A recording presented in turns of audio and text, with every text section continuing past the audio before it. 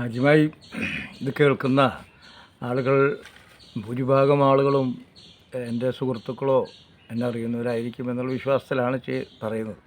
അതുകൊണ്ട് തന്നെ എന്നെ നേരിട്ടറിയാത്തവരും പരോക്ഷമായി അറിയുന്നവർക്കൊക്കെ എൻ്റെ ഇതിൽ വരുന്ന പേരുകളൊക്കെ ചിലപ്പോൾ അതിലൂടെ സഞ്ചരിക്കാൻ ബുദ്ധിമുട്ടിയെന്ന് വരും. അതൊക്കെ വിശദീകരിക്കാൻ പോയാൽ സമയം ദൈർഘ്യം കൂടുകയും ചെയ്യും ഈ വീഡിയോയുടെ. എന്നാലും പരമാവധി ഞാൻ പറയാൻ ശ്രമം നടത്താം. ഞാൻ കുറിപ്പൊക്കെ ചെറുതായിട്ടൊക്കെ ചെയ്ത് വെച്ചിട്ടുണ്ട്. ഇതിനു വേണ്ടി വലിയ ഹാർഡ് വർക്ക് ഇപ്പോൾ ഭയങ്കര ബോറടിച്ച് പോവും. എൻ്റെ തലച്ചോറിൽ കിടക്കുന്ന ഏതൊക്കെ വരും എന്നെനിക്കറിയില്ല. അതിനിപ്പോൾ ശ്രമം നടത്തും എന്നുള്ളതാണ്. ഞാൻ പലതും എഴുതി വെച്ചിട്ടുണ്ട്. വഖഫ് ബോർഡ്, പിന്നെ കാട്ടുപന്നിയുടെ നായർ സ്നേഹം, ദിശയുടെ സുനിത ദേവദാസ്, CPJ നമ്മുടെ സന്ദീപ് വാര്യരുടെ പ്രശ്നം, അങ്ങനെ ഞാൻ പലതും എഴുതി വെച്ചിട്ടുണ്ട്. നോക്കാം. അങ്ങനെ ഈ അരവിന്ദാക്ഷൻ മാസ്റ്ററുടെ പേരിലുള്ള അനുസ്മരണ യോഗം, അതിൻ്റെ ഫൗണ്ടേഷൻ ഇപ്രാവശ്യം അതിൻ്റെ ഉപകാരം കൊടുത്തത് മനുഷ്യാവകാശ പ്രവർത്തകയായിട്ടുള്ള ഇപ്പോഴും ജീവിച്ചുകൊണ്ടിരിക്കുന്ന കൊല ചെയ്യപ്പെടാണ്ട് ജീവിച്ചിരിക്കുന്ന, അടിവേരിട്ട് പറയണം, തിസ്താസ് ദിൽവാദിനാണ്. ഞാൻ അവിടെ പോയിരുന്നു അരവിന്ദാക്ഷൻ മാസ്റ്ററോടുള്ള സ്നേഹം കൊണ്ടും. നമ്മുടെ എല്ലാവരും പരിചയക്കാരാണല്ലോ. അങ്ങനെ പോകുമ്പോഴാണ് കാണുന്നത്. ആ യോഗത്തിൽ അദ്ദേഹം വരികയും സംസാരിക്കട്ടെ. പിന്നെ അപ്പോഴൊക്കെ എൻ്റെ ആലോചനയിൽ ഉണ്ടായിരുന്നത് എങ്ങനെയാണ് അദ്ദേഹം വധിക്കപ്പെടാതെ എത്ര കാലം ജീവിച്ചത് എന്നാണ്. പലരും 72 ദിവസം ജയിലിൽ കിടന്നു എന്നാണ്. ഞാൻ മുഴുവൻ ഞാൻ പൂർണ്ണമായും വായിച്ചിട്ടില്ല. എൻ്റെ കയ്യിലിരിക്കുന്ന പുസ്തകം ഭരണഘടനയുടെ കാവലാൾ എന്ന ഓർമ്മക്കുറിപ്പുകളാണ്. അത് ഞാൻ ഇത് യോഗം കഴിഞ്ഞ് മടങ്ങുന്ന സമയത്താണ് ബാബു തട്ടിൽ TP ബാബു എനിക്ക് തരുന്നത്.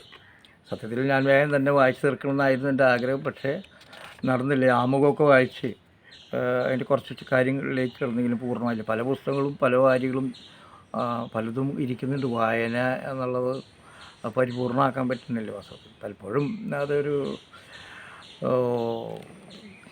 എന്തിനാണെന്നുള്ള ചോദ്യം ചിലപ്പോഴും ഉണ്ടാവും. എന്നാലും വായിക്കണം എന്നൊരു ആഗ്രഹം ഉണ്ടാവാറുണ്ട്. പലപ്പോഴും ഈ കൃഷിയും മറ്റൊരു കാര്യങ്ങളിൽ ബന്ധപ്പെട്ട സമയം കിട്ടാറില്ല. അതൊരു എക്സ്ക്യൂസല്ല. ഇതിലെനിക്കൊരു വരി വളരെ സക്കിയ ജെഫ്രിയുടെയാണ്. താങ്കളുടെ പ്രവൃത്തികൾ ബഹുമാനത്താൽ പ്രചോദിതമായി ശിരസ്സ് താഴ്ത്താൻ ഞങ്ങളെ നിർബന്ധിതമാക്കുന്നു. താങ്കളോടൊപ്പം നിലനിൽക്കുന്നതിൽ ഞങ്ങൾ അഭിമാനിതരാണ്. അതുപോലെ ഞങ്ങളുടെ വിഷയങ്ങൾ താങ്കളുടേതും സമാധാനം കാക്ഷിക്കുന്ന എല്ലാ വ്യക്തികളുടേതുമാകുന്നു. താങ്കൾക്ക് എൻ്റെ അഭിവാദനം. റോമില താപ്പർ ഇങ്ങനെയാണ്: തിസ്തയുടെ രാഷ്ട്രീയ ഓർമ്മക്കുറിപ്പുകൾ സംഭവ പരമ്പകൾ വിശദമായ പ്രസ്താവനകളാണ്. അഗാധങ്ങളുടെ സഞ്ചയങ്ങൾ വരുംകാല സംഭവങ്ങൾ നേരിടുന്നതിന് ആവശ്യമാണ്. അവരുടെ ആർജവത്തെ തകർക്കുന്നതിന് എത്രമാത്രം വിഘാതങ്ങൾ അവരിൽ ചൊരിഞ്ഞാലും എന്താണ് സംഭവമായത് അത് സാധ്യമാക്കുന്നതിനുള്ള സമരം തുടരും എന്നെനിക്ക് ഉറപ്പുണ്ട്. അവരുടേതുപോലെ കൂടുതൽ പേരുണ്ടായിരുന്നെങ്കിൽ എന്ന് ഞാൻ ആരും ആഗ്രഹിക്കും. റോമില താപ്പർ അന്ന് വന്നിരുന്നു എന്നാണ് എൻ്റെ വിശ്വാസം. ആണോ? സംശയമുണ്ട്.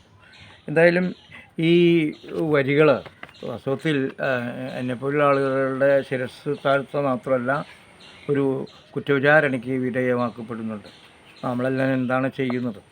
വാസ്തവത്തിൽ ഞാനൊക്കെ പല സമരങ്ങളിലും ഏർപ്പെട്ടിട്ടുണ്ടെങ്കിലും പല സമരങ്ങൾ വിജയിച്ചിട്ടുണ്ടെങ്കിലും പക്ഷേ ഇപ്പോഴൊക്കെ എന്തിനു വേണ്ടിയാണ് സമരം ചെയ്തിരുന്നത് അത് നിർത്തലാക്കിയെങ്കിലും പിന്നീട് അത് നടപ്പിലാവുന്നു. അതിനെതിരായി ശബ്ദം ഉയർത്താൻ കഴിയുന്നില്ല, സംഘടിപ്പിക്കാൻ കഴിയുന്നില്ല. ഒരു പരാജിതനെ പോലെയാണ് വാസ്തവത്തിൽ. ഇപ്പം എൻ്റെ നാട്ടിൽ തന്നെ ടവർ വരുന്നു, ഞാൻ അതിന് മുന്നിൽ നിൽക്കാൻ ആളുകളുണ്ടാവുന്നില്ല. അല്ലെ കൊട്ടല്ലൂർ കൊല്ല ഷാപ്പ് വരുന്നു, അജയത്തിൽ ബാറ് വരുന്നു. ഇത്യാദി കാര്യങ്ങളിലെല്ലാം സജീവമായി പണ്ടത്തെ പോലെ ചെയ്യാൻ പറ്റുന്നില്ല എന്നുള്ള ഒരു കുറ്റവിചാരണയോടുകൂടിയാണ് ഞാനിത് ആരംഭിക്കുന്നത്. എന്നെങ്കിൽ പോലും നമുക്ക് ചെയ്യാൻ പറ്റുന്നത് ചിലത് ചെയ്യുക. എല്ലാ കാലത്തും ഒരേപോലെ ചെയ്യാൻ പറ്റുമെന്ന് എനിക്ക് തോന്നുന്നില്ല. ഇപ്പോൾ നമുക്ക് തലച്ചോറിന് വലിയ കഴിവുണ്ടെന്നാണ് പറയാറ്. ആയിരക്കണക്കിന് ചിന്തകൾ വന്നാലും അതിനെല്ലാം വേർതിരിച്ചുകൊണ്ട് കൈകാര്യം ചെയ്യാൻ നമ്മുടെ തലച്ചോറിന് കഴിയും. പക്ഷേ തലച്ചോറ് സജ്ജമാവണം, തലച്ചോറ് ശക്തമാവണം, ചടുലമാവണം, സജീവമാകുമ്പോഴാണ്. ഈ തലച്ചോറിൽ സംഘർഷഭരിതമായ വളരെയധികം ഭാരവും ഏൽക്കുമ്പോൾ നമ്മളുടെ ശക്തിയും ചോർന്നു പോകുന്നതാണ് എനിക്ക് തോന്നുന്നത്. ഇപ്പോൾ അത്തരത്തിൽ പ്രായത്തിൻ്റെയൊക്കെ ആയിരിക്കും. പ്രായം എന്ന് പറയുമ്പോൾ നമ്മുടെ വയസ്സിന് 100 കഴിഞ്ഞിരിക്കും എന്ന് പറയുമ്പോൾ നമ്മളൊക്കെ എത്ര നിസ്സാരക്കാരനാണ്, പ്രായത്തിൻ്റെ കാര്യം എത്രയോ അല്പന്മാരായിട്ട് തോന്നുകയും ചെയ്യും. എന്തായാലും നമുക്ക് പലപ്പോഴും പണ്ടത്തെ പോലെ ചെയ്യാൻ സാധിച്ചില്ലെങ്കിൽ ചെയ്യണം എന്നുള്ള ധാരണയിൽ കൂടിയാണ് ഈ വാരാന്ത്യ സംസാരം എന്നുള്ളത് പിന്നീട് എനിക്ക് പറയാനുള്ളതിലേക്ക് വന്നത്. സാധിക്കുന്നതൊക്കെ ഞാൻ പറയാൻ ശ്രമം നടത്താം. അപ്പോൾ ഞാൻ തുടങ്ങുകയാണ് അവസരത്തിൽ. ഞാൻ പത്രത്തിലൂടെ തന്നെ ആരംഭിക്കാമെന്നാണ് എനിക്ക് തോന്നുന്നത്. ഇന്നത്തെ പത്രമാണ്. അതിൽ ആദ്യത്തെ ഹെഡിങ് ദേശാഭിമാനിയാണ് എനിക്ക് വായിക്കാൻ കിട്ടുന്നത്. മാതൃഭൂമിയും കിട്ടിയിട്ടുണ്ട്. അപ്പോൾ 30-1 കുറച്ചു വ്യാപാര ലൈസൻസ് പുതുക്കൽ പിഴത്തുക. വ്യാപാര ലൈസൻസ് പുതുക്കൽ പിഴത്തുക 30-1 കുറച്ചു. എൻ്റെ സംശയം, ഇതെന്തിനാ ഈ 30-1 കുറയ്ക്കുക? ഇപ്പോൾ കുറയ്ക്കേണ്ട ആവശ്യം? ഉപദേശ സമിതിയുണ്ട്, നമ്മുടെ അഡ്വൈസറി കമ്മിറ്റികളുണ്ട്, പാർട്ടി ഫോറങ്ങളുണ്ട്. ഇതിൽ നിന്നും വിമർശനങ്ങളൊന്നും വന്നില്ലേ? വ്യവസായികളുടെ ഇടതുപക്ഷ സംഘടനയുണ്ട്. ഇപ്പോൾ 31 ഇപ്പോൾ കുറയ്ക്കലാണ്. മുമ്പ് ചെയ്യാൻ സാധിക്കില്ലേ? തെരഞ്ഞെടുപ്പുകളിലൊക്കെ ഈ നികുതിയുടെ കൂടുതലും അതുപോലെ തന്നെ കെട്ടിട നികുതിയിൽ വർധനവെല്ലാം ജനങ്ങൾ എത്രത്തോളം ബാധിച്ചിട്ടുണ്ടെന്നറിയാം. ഒന്ന് MP രാജേഷ് എന്തൊക്കെ പറഞ്ഞത്. അപ്പോൾ അതെല്ലാം ന്യായീകരിച്ചിരുന്നു. ഇപ്പോൾ എന്തെങ്കിലും സുബോധം തോന്നിയിരുന്ന ഇലക്ഷൻ്റെ കാലത്തായതുകൊണ്ട് ഇതെല്ലാം നേരത്തെ കൂട്ടി ആലോചിക്കേണ്ടതായിരുന്നു. ഇതെല്ലാം സാധാരണക്കാരെ ബാധിക്കാത്ത രീതിയിലായിരിക്കണം നമ്മൾ ചെയ്യുന്നത്. നമുക്ക് കാശില്ല എന്നുള്ളത് ശരിയാണ്. വൻകിട ആളുകളെ നമുക്ക് അവരിൽ നിന്ന് കിട്ടേണ്ട കാര്യങ്ങൾ നാം ശുഷ്കാന്തിയോടെ നമുക്ക് പിരിക്കാൻ കഴിയുന്നുണ്ടോ? സാധാരണ പാവങ്ങളെ പിരിക്കുന്ന കാര്യത്തിലാണ് നമ്മൾ ശ്രദ്ധിക്കുന്നത്. ഇപ്പോൾ എനിക്ക് ആധാരം എത്തുന്ന ആളുകളായിട്ട് പരിചയമുണ്ട്. അവർ പറയും, എന്താ ചെയ്യുക, നമ്മളടക്കം പ്രയാസപ്പെടും. ഞങ്ങൾ കുറേ അത് സംസാരിച്ചു പോയി. ഈ ആധാരത്തിനും അതുപോലെ തന്നെ ക്രയ സാധാരണ മനുഷ്യർ നടത്തുന്ന എത്രയോ വിലയാണ് കൂടുതൽ വാങ്ങിക്കുന്നത്, നഷ്ടപരിഹാരവും. ഇപ്പോഴെങ്കിലും ഇങ്ങനെ ബുദ്ധി തോന്നിയത് നന്നായി എന്നാണ്. പക്ഷേ ഇതൊന്നും ശരിയായിട്ടുള്ള നിലപാടല്ല. നേരത്തെ തന്നെ ആലോചിക്കേണ്ടതാണ്. മനുഷ്യരുടെ ദുഃഖങ്ങൾ പരിഹരിക്കാൻ ഏറ്റവും നല്ലത് ഇടതുപക്ഷം എന്നുള്ളതുകൊണ്ടാണ് ഇടതുപക്ഷത്തെ വിജയിപ്പിക്കുന്നത് 2ാം വട്ടം. അത് തിരിച്ചറിയാൻ വൈകിപ്പോയാൽ വളരെ വളരെ ബുദ്ധിമുട്ടും. അടുത്തൊരു തോന്നി ഉള്ളു പൊട്ടി വേദന എങ്ങനെ മറക്കാനായി. നമ്മുടെ രാഷ്ട്രീയക്കാരെല്ലാം ഈ വാസ്തവത്തിൽ ഒരു കാര്യം പറയും, പിന്നീട് വേറെ സമയത്ത് വേറെ ഒന്ന് പറയും.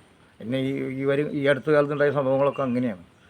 പ്രധാനമന്ത്രി അന്ന് എത്രയും വേഗം വന്നു. വയനാട്ടിൽ ദുരന്തം, സുരേഷ് ഗോപി നടന്നു, പിണറായി വിജയൻ വയ്യാണ്ട് കുറച്ച് പിന്നാക്കം ഇടുന്നു, എന്നിട്ട് കുട്ടിയെ ഉമ്മം വെച്ചു. ഞാനും വിചാരിച്ചു അദ്ദേഹം വന്ന് സാധാരണ ഒരു ഫോട്ടോഷൂട്ടിനൊക്കെ നിൽക്കും. അത് ഏത് രാഷ്ട്രീയക്കാരായാലും ഇങ്ങനെ കുറച്ച് കഴിയുമ്പോൾ നാടക നടന്മാരായി മാറും. സുഹൃത്തിൽ ജനത്രയ്ക്കുള്ള വിവരമില്ലാത്തവരെന്ന് മനസ്സിലാകുമ്പോൾ ആരും നടന്മാരായി മാറും. അപ്പോൾ വന്ന് മുത്തുന്നു. അപ്പം എന്നാലും വിചാരിച്ചു ഇത് ആ കുട്ടികൾ ഇത്രയും ദുരന്തം നമ്മൾ കണ്ടതല്ലേ, പക്ഷെ ഇത്ര കാലമായി അത് നടന്നില്ല. മാത്രമല്ല അതിൽ പ്രതിപക്ഷം വലിയൊരു തെറ്റാണ് ചെയ്തത്. അസത്തിൽ അതിൻ്റെ എസ്റ്റിമേറ്റ് ഇട്ടുണ്ടെങ്കിൽ നമുക്ക് അതിൻ്റെ പ്രായോഗിക കാര്യങ്ങളൊക്കെ അറിയാം. കൂടുതലിട്ടെങ്കിൽ അത്രയും കിട്ടില്ല. അല്ലെങ്കിൽ അപ്പോൾ കൂടുതലിട്ടു. അപ്പോൾ അതിൻ്റെ മഞ്ചയ്ക്ക് ഇത്ര ചിലവായി, മറ്റേ അതിൻ്റെ എസ്റ്റിമേറ്റാണത്. എസ്റ്റിമേറ്റ് ഇട്ടിട്ട് അത് കരടാണത്. അത് യഥാർത്ഥ റിപ്പോർട്ടായി മാധ്യമങ്ങളൊക്കെ ഓരോ ചർച്ച ചെയ്തു. ഒരിക്കലും പൈസ കൊടുക്കരുത്, തട്ടിപ്പണെന്ന് പറഞ്ഞു. അവസാനം അത് എലികൂലി ഊറാമ്പിലായി ഹൈക്കോടതിയൊക്കെ ഇടപെട്ടു. ഇത്തരം തറവേലകൾ ചെയ്യരുത് രാഷ്ട്രീയത്തിൻ്റെ പേരിലായാലും. നമ്മൾ കേരളീയരായിട്ട് നിൽക്കണം. എപ്പോഴും സാധാരണ മനുഷ്യരെ എത്രയോ ദുരിതങ്ങൾ ഈ വയനാട് അത് പുനഃസൃഷ്ടിക്കണ നിസ്സാര ശ്രമമല്ല വേണ്ടത്. കാര്യം ദുരിതാശ്വാസ നിധിയിലേക്ക് വന്നിട്ടുണ്ട്. അത് കൃത്യമായിട്ട് ചെലവഴിക്കും വേണം, അതും വേണം. പലപ്പോഴും അവർക്ക് കൊടുത്തു എന്നുള്ള പരാതികൾ ഉണ്ടാവരുത്, അതും ശരിയാണ്. പക്ഷേ നമുക്ക് കിട്ടേണ്ട കാര്യം ഒരുമിച്ച് നിന്നിട്ട് വേണം മേടിക്കണം. ഈ തെമ്മാടിത്തരത്തിന് കൂട്ടുകമ്പളി സുരേഷ് ഗോപിയുടെ നാവ് ഇപ്പോൾ ഇറങ്ങിപ്പോയെന്ന് എനിക്ക് തോന്നുന്നു. കണ്ണിയുണ്ടൊക്കെ പറയാൻ വളരെ നാവുള്ള പാരോ ഒരു കുട്ടി ഈ പറഞ്ഞ പോലെ അദ്ദേഹം ഇപ്പോൾ എന്താണ് മന്ത്രി എന്നുള്ള റോളാണ് അഭിനയിക്കുന്നത്. അപ്പോൾ അദ്ദേഹത്തിൻ്റെ മനസ്സിലുള്ള മന്ത്രി പണ്ടത്തെ രാജാക്കന്മാരുടെ മന്ത്രിയാണ്. പ്രജകളായിട്ടും അങ്ങനെ ധിക്കാരത്തിൻ്റെയും തല്ലം അത് ആ കുട്ടി തന്നെ പറയുന്നു വീഡിയോയിൽ, ഞാനൊക്കെ ആരാധിച്ചിരുന്നു കോടീശ്വരൻ എന്നുള്ള പരിപാടി, എത്രയും മാന്യമായ സ്നേഹത്തിലെ പെരുമാറുന്നതുള്ളൂ. അതിൽ നിന്ന് എത്ര വ്യത്യസ്തമാണ്. ഇപ്പോൾ അന്ന് ആ കോടീശ്വരൻ എന്നുള്ള അതിലത്തെ അവതാരകൻ്റെ വേഷമാണ് അഭിനയിച്ചത്. ഇന്നിപ്പോൾ ഈ ധാർഷ്ട്യത്തിലുള്ള രാഷ്ട്രീയ നായകൻ്റെ നേതാവിൻ്റെ രൂപത്തിലാണ് അഭിനയിക്കുന്നതെന്ന് തോന്നുന്നു. വളരെ ശരിയെന്ന് തോന്നുന്നു. സുരേഷ് ഗോപിയൊക്കെ ശ്രദ്ധിച്ചാൽ നല്ലതാണ് വാസ്തവം. ഈ സമയത്തൊക്കെ അദ്ദേഹം തങ്ങളെപ്പോലുള്ള ആളുകൾ സംസാരിക്കേണ്ട സമയം അതിക്രമിച്ചു എന്നുള്ളതാണ്.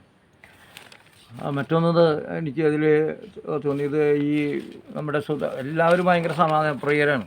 അപ്പോൾ മാധ്യമങ്ങൾ ഭയങ്കര CPM-ൻ്റെ കാര്യമൊക്കെ കുറ്റം പറയും. CPM കുറ്റമില്ല എന്നല്ല ഞാൻ പറഞ്ഞത്, കുറ്റം ഉണ്ടാകുന്നത് വിമർശിക്കാൻ തന്നെ വേണം. അതേ ദിവസത്തിൽ തന്നെ ഒരു കൊലവിളി 2 പേരും നടത്തി കഴിഞ്ഞാൽ ഒരാൾക്ക് മാത്രം മേൽക്കൈ കൊടുക്കരുത്. സുധാകരൻ ഭയങ്കര ഗാന്ധിയനായി കൊലവിളി നടത്തി. ഈ ഇവിടെ ഷോവായൂർ ബാങ്കിൽ അവസാനിപ്പിക്കും, അത് ചെയ്യുകയും ഇന്നോവ കാർ വരുന്ന രീതിയിലെല്ലാം പറയുന്നുണ്ടല്ലോ. ഇപ്പോൾ എന്തായാലും തെരഞ്ഞെടുപ്പ് നടത്തി അത് വിജയിച്ചിട്ടുണ്ടല്ലോ. ഇപ്പോൾ ആരെയും കയ്യും കാലമൊക്കെ ലേശം ബുദ്ധിമുട്ടുണ്ടെങ്കിലും കടുത്തു പോയിട്ടില്ല. അതാണ് അതിനോടനുബന്ധിച്ച് പറയാനുള്ളത്. പിന്നെ എനിക്ക് തോന്നിയിട്ടുള്ളത്, നമ്മൾ പലപ്പോഴും ഞാൻ ഈ പിൻഭാഗത്ത് നിന്ന് തുടങ്ങാറ് മതി. അപ്പോൾ എനിക്ക് വളരെ സന്തോഷമുള്ളൊരു കാര്യം സഞ്ജു സാംസനെ കുറിച്ചിട്ടാണ്. സഞ്ജു സാംസൺ ഇപ്പോൾ 3 സെഞ്ചുറി തുടർച്ചയായി വലിയൊരു തിരിച്ചറിവിൻ്റെയും ആത്മവിശ്വാസത്തിൻ്റെ പ്രതീകമായിട്ടാണ് ഇപ്പോൾ സഞ്ജു സാംസൺ. ഇപ്പോൾ ദക്ഷിണാഫ്രിക്കയെതിരായിട്ടുള്ള പരമ്പര നേടി ഇന്ത്യ എന്നുള്ളത് നമുക്ക് സന്തോഷം തോന്നും. സഞ്ജു സാംസൺ വളരെ ഇപ്പോൾ ഒഴിച്ചുകൂടാനാവാത്ത ഇന്ത്യൻ ടീമിൻ്റെ ഒഴിച്ചുകൂടാത്ത ആളായിട്ട് മാറിയിട്ടുണ്ട്. പുതിയ തലമുറയുടെ ഒരു വ്യക്താവായിട്ട് മാറിയിട്ടുണ്ട്. അത് വളരെ സന്തോഷമായിട്ടുള്ളൊരു കാര്യമാണ്. അതുപോലെ തന്നെ ക്രിക്കറ്റിലൊക്കെ കേരളം വളരെയധികം ഇപ്പോൾ ഞാൻ മനസ്സിലാക്കുന്നത് കൂച്ച് ബിഹാർ സമനില ഉണ്ടായി എന്നുള്ളതാണ്. അതുപോലെ തന്നെ സന്തോഷ് ട്രോഫിയിൽ നമ്മുടെ കുട്ടികളുണ്ട്. റൊണാൾഡോയുടെ ബൈസിക്കിൾ ആയിട്ടുള്ള പന്തുകളിൽ ബൈസിക്കിൾ ഗോൾ ബന്ധമൂലം കിട്ടിയിട്ടുള്ള ഗോളിനെ കുറിച്ച് പറയുന്നുണ്ട്. ശാസ്ത്രമേള നടക്കുന്നുണ്ട്.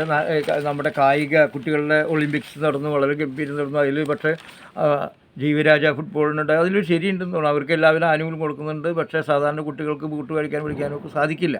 അപ്പോൾ അവർക്ക് കൂടുതൽ അതുപോലെ തന്നെ ഇവർക്ക് ആനുകൂല്യം കൊടുക്കുന്നത് തെറ്റില്ല വാസ്തവത്തിൽ. പക്ഷേ ഇവർ പറയുന്നത് ആ മാനുവൽ തന്നെ പറയുന്നുണ്ട്. എന്തായാലും ഇത്ര ഈ വക അത് മലപ്പുറം 1ാം സ്ഥാനം നേടുകയും ചെയ്തു. തിരുവനന്തപുരം പാലക്കാട് പിന്നോട്ട് പോയി എന്നാണ്.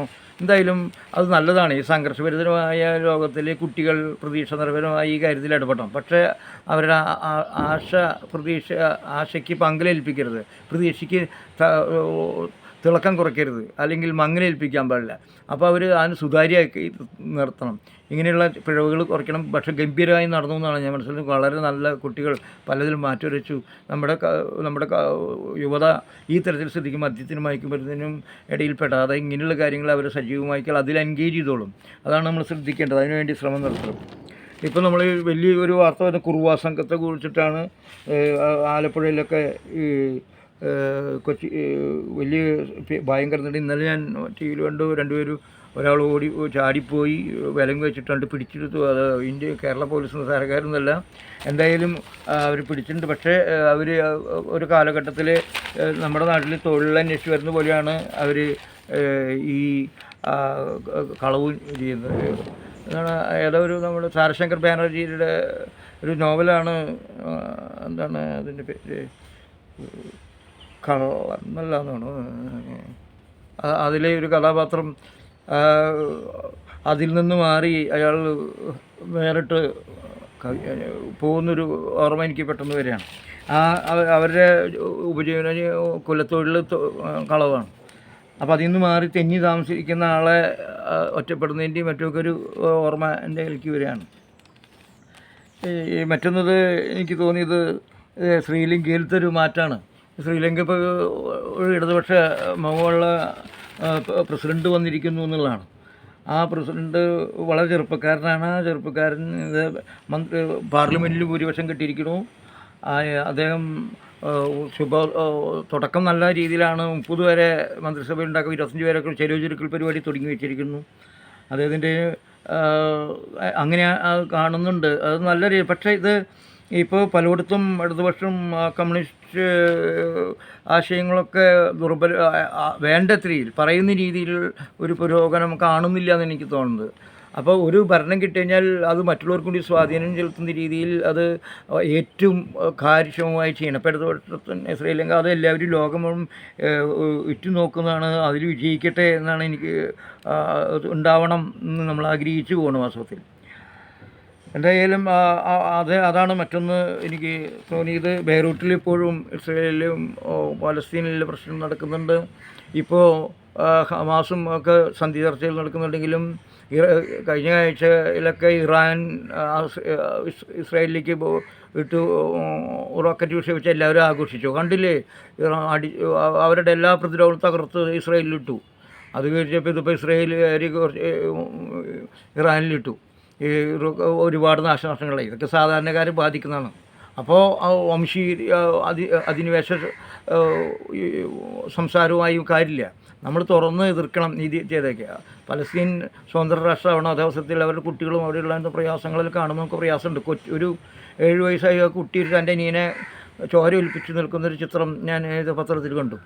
പക്ഷേ വാസ്തവത്തിൽ ഇവിടെ നടക്കുന്നത് ഈ ഹമാസിൻ്റെയും അതുപോലെ തന്നെ ഈ സിയോണിസ്റ്റുകളുടെയൊക്കെ കൊടുങ്കുരൂരതകളാണ്. ഇതിന് ഒരു പക്ഷം പിടിച്ചുകൊണ്ട് സംസാരിച്ച ഗുണം നടക്കില്ല. പണ്ടത്തെ പോലെ തീരെ നടക്കില്ല. ഇസ്രായേലിൽ ജീവിക്കാനുള്ള അവകാശമുണ്ട്. അവരെ നശിപ്പിക്കാൻ ധാരണയുണ്ടെങ്കിൽ തിരുത്തേണ്ടതാണ്. അതുപോലെ തന്നെ പലസ്തീൻ ജനതയ്ക്ക് സ്വാതന്ത്ര്യം വേണം എന്നുള്ളതാണ്. മറ്റൊന്നത് നമ്മുടെ കണ്ടത് റഷ്യയിൽ നമ്മുടെ സെലൻസ്കിക്ക് ശേഷം യുദ്ധം മടുപ്പ് തോന്നിയെന്ന് എനിക്ക് തോന്നുന്നു. ഇപ്പോൾ ട്രംപ് ജയിച്ചാൽ 25 ഫെബ്രുവരി ആകുമ്പോൾ 3 വർഷമാവുമെന്ന് പറയുന്നത്. അപ്പോൾ യുദ്ധം അവസാനിപ്പിക്കാൻ സാധിക്കുമെന്നുള്ള പ്രതീക്ഷ വരുന്നുണ്ട്. എന്താ വെച്ചിട്ടുണ്ടെങ്കിൽ ഉക്രൈൻ്റെ ശക്തി കുറഞ്ഞു വരികയാണ്. അപ്പോൾ അത് നന്നായി, പുടിനും അത് നല്ലതാണ്. ഈ തരത്തിലേക്ക് മാറിയില്ലെങ്കിൽ ലോകം നശിച്ചു പോകും. അത്ര അതിൻ്റെ രൂക്ഷത മുഴുവൻ എല്ലാ രാജ്യങ്ങളെയും ബാധിക്കും. അങ്ങനെ ലോകം നാൾക്കുനാൾ പ്രശ്നങ്ങളും സങ്കീർണമായി മാറിക്കൊണ്ടിരിക്കുകയാണ്.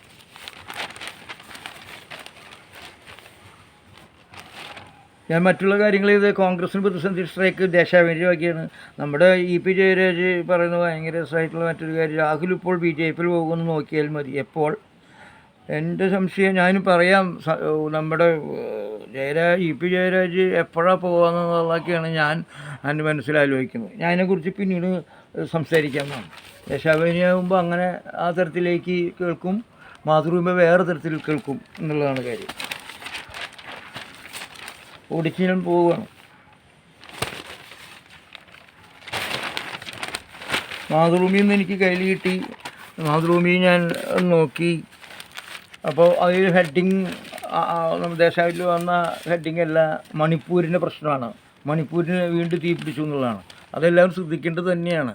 നമ്മുടെ ഈ രാഷ്ട്രീയക്കാരെല്ലാം ശ്രദ്ധിച്ചില്ലെങ്കിൽ നാട്ടുകാർ ശ്രദ്ധിക്കണം. ഇതാണ് അവസാനം സംഭവിക്കാൻ പോകുന്നത്. ഇപ്പോഴും പ്രശ്നം സങ്കീർണമായി നടന്നുകൊണ്ടിരിക്കുന്നു. കുക്കിയുള്ള മൈത്തികളും അങ്ങോട്ടും ഇങ്ങോട്ടും സ്ത്രീകളെയാണ് പിടിച്ചുകൊണ്ടുപോകുന്നത്, ചുട്ടുകരിക്കുന്നു, വെടിവെച്ച് കൊല്ലുന്നു. നമ്മൾ ബലാത്സംഗമൊക്കെ നമ്മൾ നേരത്തെ കണ്ട് ഉടുതുണിയില്ലാണ്ട് പോകുന്ന കാര്യങ്ങളൊക്കെ ഉണ്ട്. ഇതെല്ലാം കേരളത്തിൽ അതിനൊക്കെ കൂടുതലുണ്ടാവും. ഉണ്ടാവാതിരിക്കണമെങ്കിൽ തീർച്ചയായിട്ടും അത് നമ്മൾ സാധാരണ മനുഷ്യർ പുറത്തേക്ക് വരണം, അതിനുവേണ്ടി സംസാരിക്കണം എന്ന് തന്നെയാണ് എനിക്ക് പറയുന്നത്. ഇതിൽ കൈ പിടിച്ച് സന്ദീപ് വാര്യർ, അതിനെക്കുറിച്ചിട്ടൊക്കെ ഞാൻ പിന്നീട് സംസാരിക്കാമെന്നാണ് എനിക്ക് തോന്നുന്നത്. ഇതിൽ മാതൃഭൂമിയിൽ 25 യുക്രൈൻ യുദ്ധം അവസാനിച്ചേക്കും സെലൻസ്കിയുടെ അഭിപ്രായം പറയുന്നുണ്ട്. വേറൊന്ന് ഞാൻ വളരെ സന്തോഷമായിട്ട് 1-2 വാർത്തകൾ കണ്ടിരുന്നു. ഞാൻ നോക്കാം. ഇതിൽ എനിക്കൊരു ഒരു വാർത്ത കണ്ടത് വളരെ നന്നായി തോന്നി. പഠിച്ചിട്ടും കൊതിയിരാത്ത ഗോപിയെ കുറിച്ചിട്ടാണ്. അദ്ദേഹത്തിന് 62 വയസ്സായി, LLB കഴിഞ്ഞു. അപ്പോൾ കുട്ടികൾ ചോദിക്കുന്നത് ഇനി LLMന് പോകില്ല, അദ്ദേഹം പോകാമെന്ന് തീരുമാനം. 12ഓളം ബിരുദങ്ങളുണ്ട്. അദ്ദേഹത്തിന് ആദ്യകാലത്ത് പഠിക്കാൻ സാധിച്ചില്ല, വീട്ടിലത്തെ ദാരിദ്ര്യം മൂലം. അതുമൂലം അദ്ദേഹം നഷ്ടപ്പെട്ടു. പക്ഷേ അതിൽ നിന്ന് അദ്ദേഹം മാറി ഒരുപാട് ബിരുദങ്ങൾ കരസ്ഥമാക്കി. അത് നമുക്കൊരു പ്രചോദനമാണ്. വാസ്തവത്തിൽ നമുക്ക് സമയമില്ല എന്നും നമ്മുടെ ആളുകൾക്കൊക്കെ വളരെ ബഹുമാനം അറിയിക്കുന്നതാണ് തോന്നിപ്പോയി.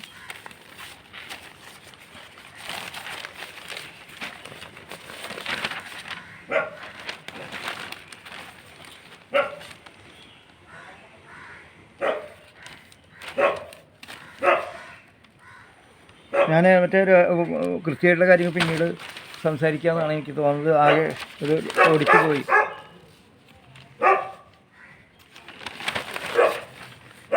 ഒരു മാർക്കൊക്കെ ചെയ്തിട്ടുണ്ടാവും. മാർക്ക് ചെയ്ത് മാത്രം വായിക്കാമെന്നാണ് ഞാൻ ഉദ്ദേശിക്കുന്നത്. അത് ഏതാണ്ട് ഒതുങ്ങി എന്നാണ് എൻ്റെ ധാരണ. പക്ഷേ 2 സപ്ലിമെൻറ്റുകളും എൻ്റെ മുന്നിലെത്തിയിട്ടുണ്ട്. ആദ്യത്തെ സപ്ലിമെൻറ്റ് വളരെ മാതൃഭൂമിയുടെ സപ്ലിമെൻറ്റാണ്. അത് ഞാൻ ഈ മാരി സെൽവരാജ് എന്നുള്ള സംവിധായകനെ കുറിച്ച് ഇപ്പോൾ ഈ ആർട്ടിക്കിൾ വളരെ നന്നായിട്ട് ഉണ്ട്.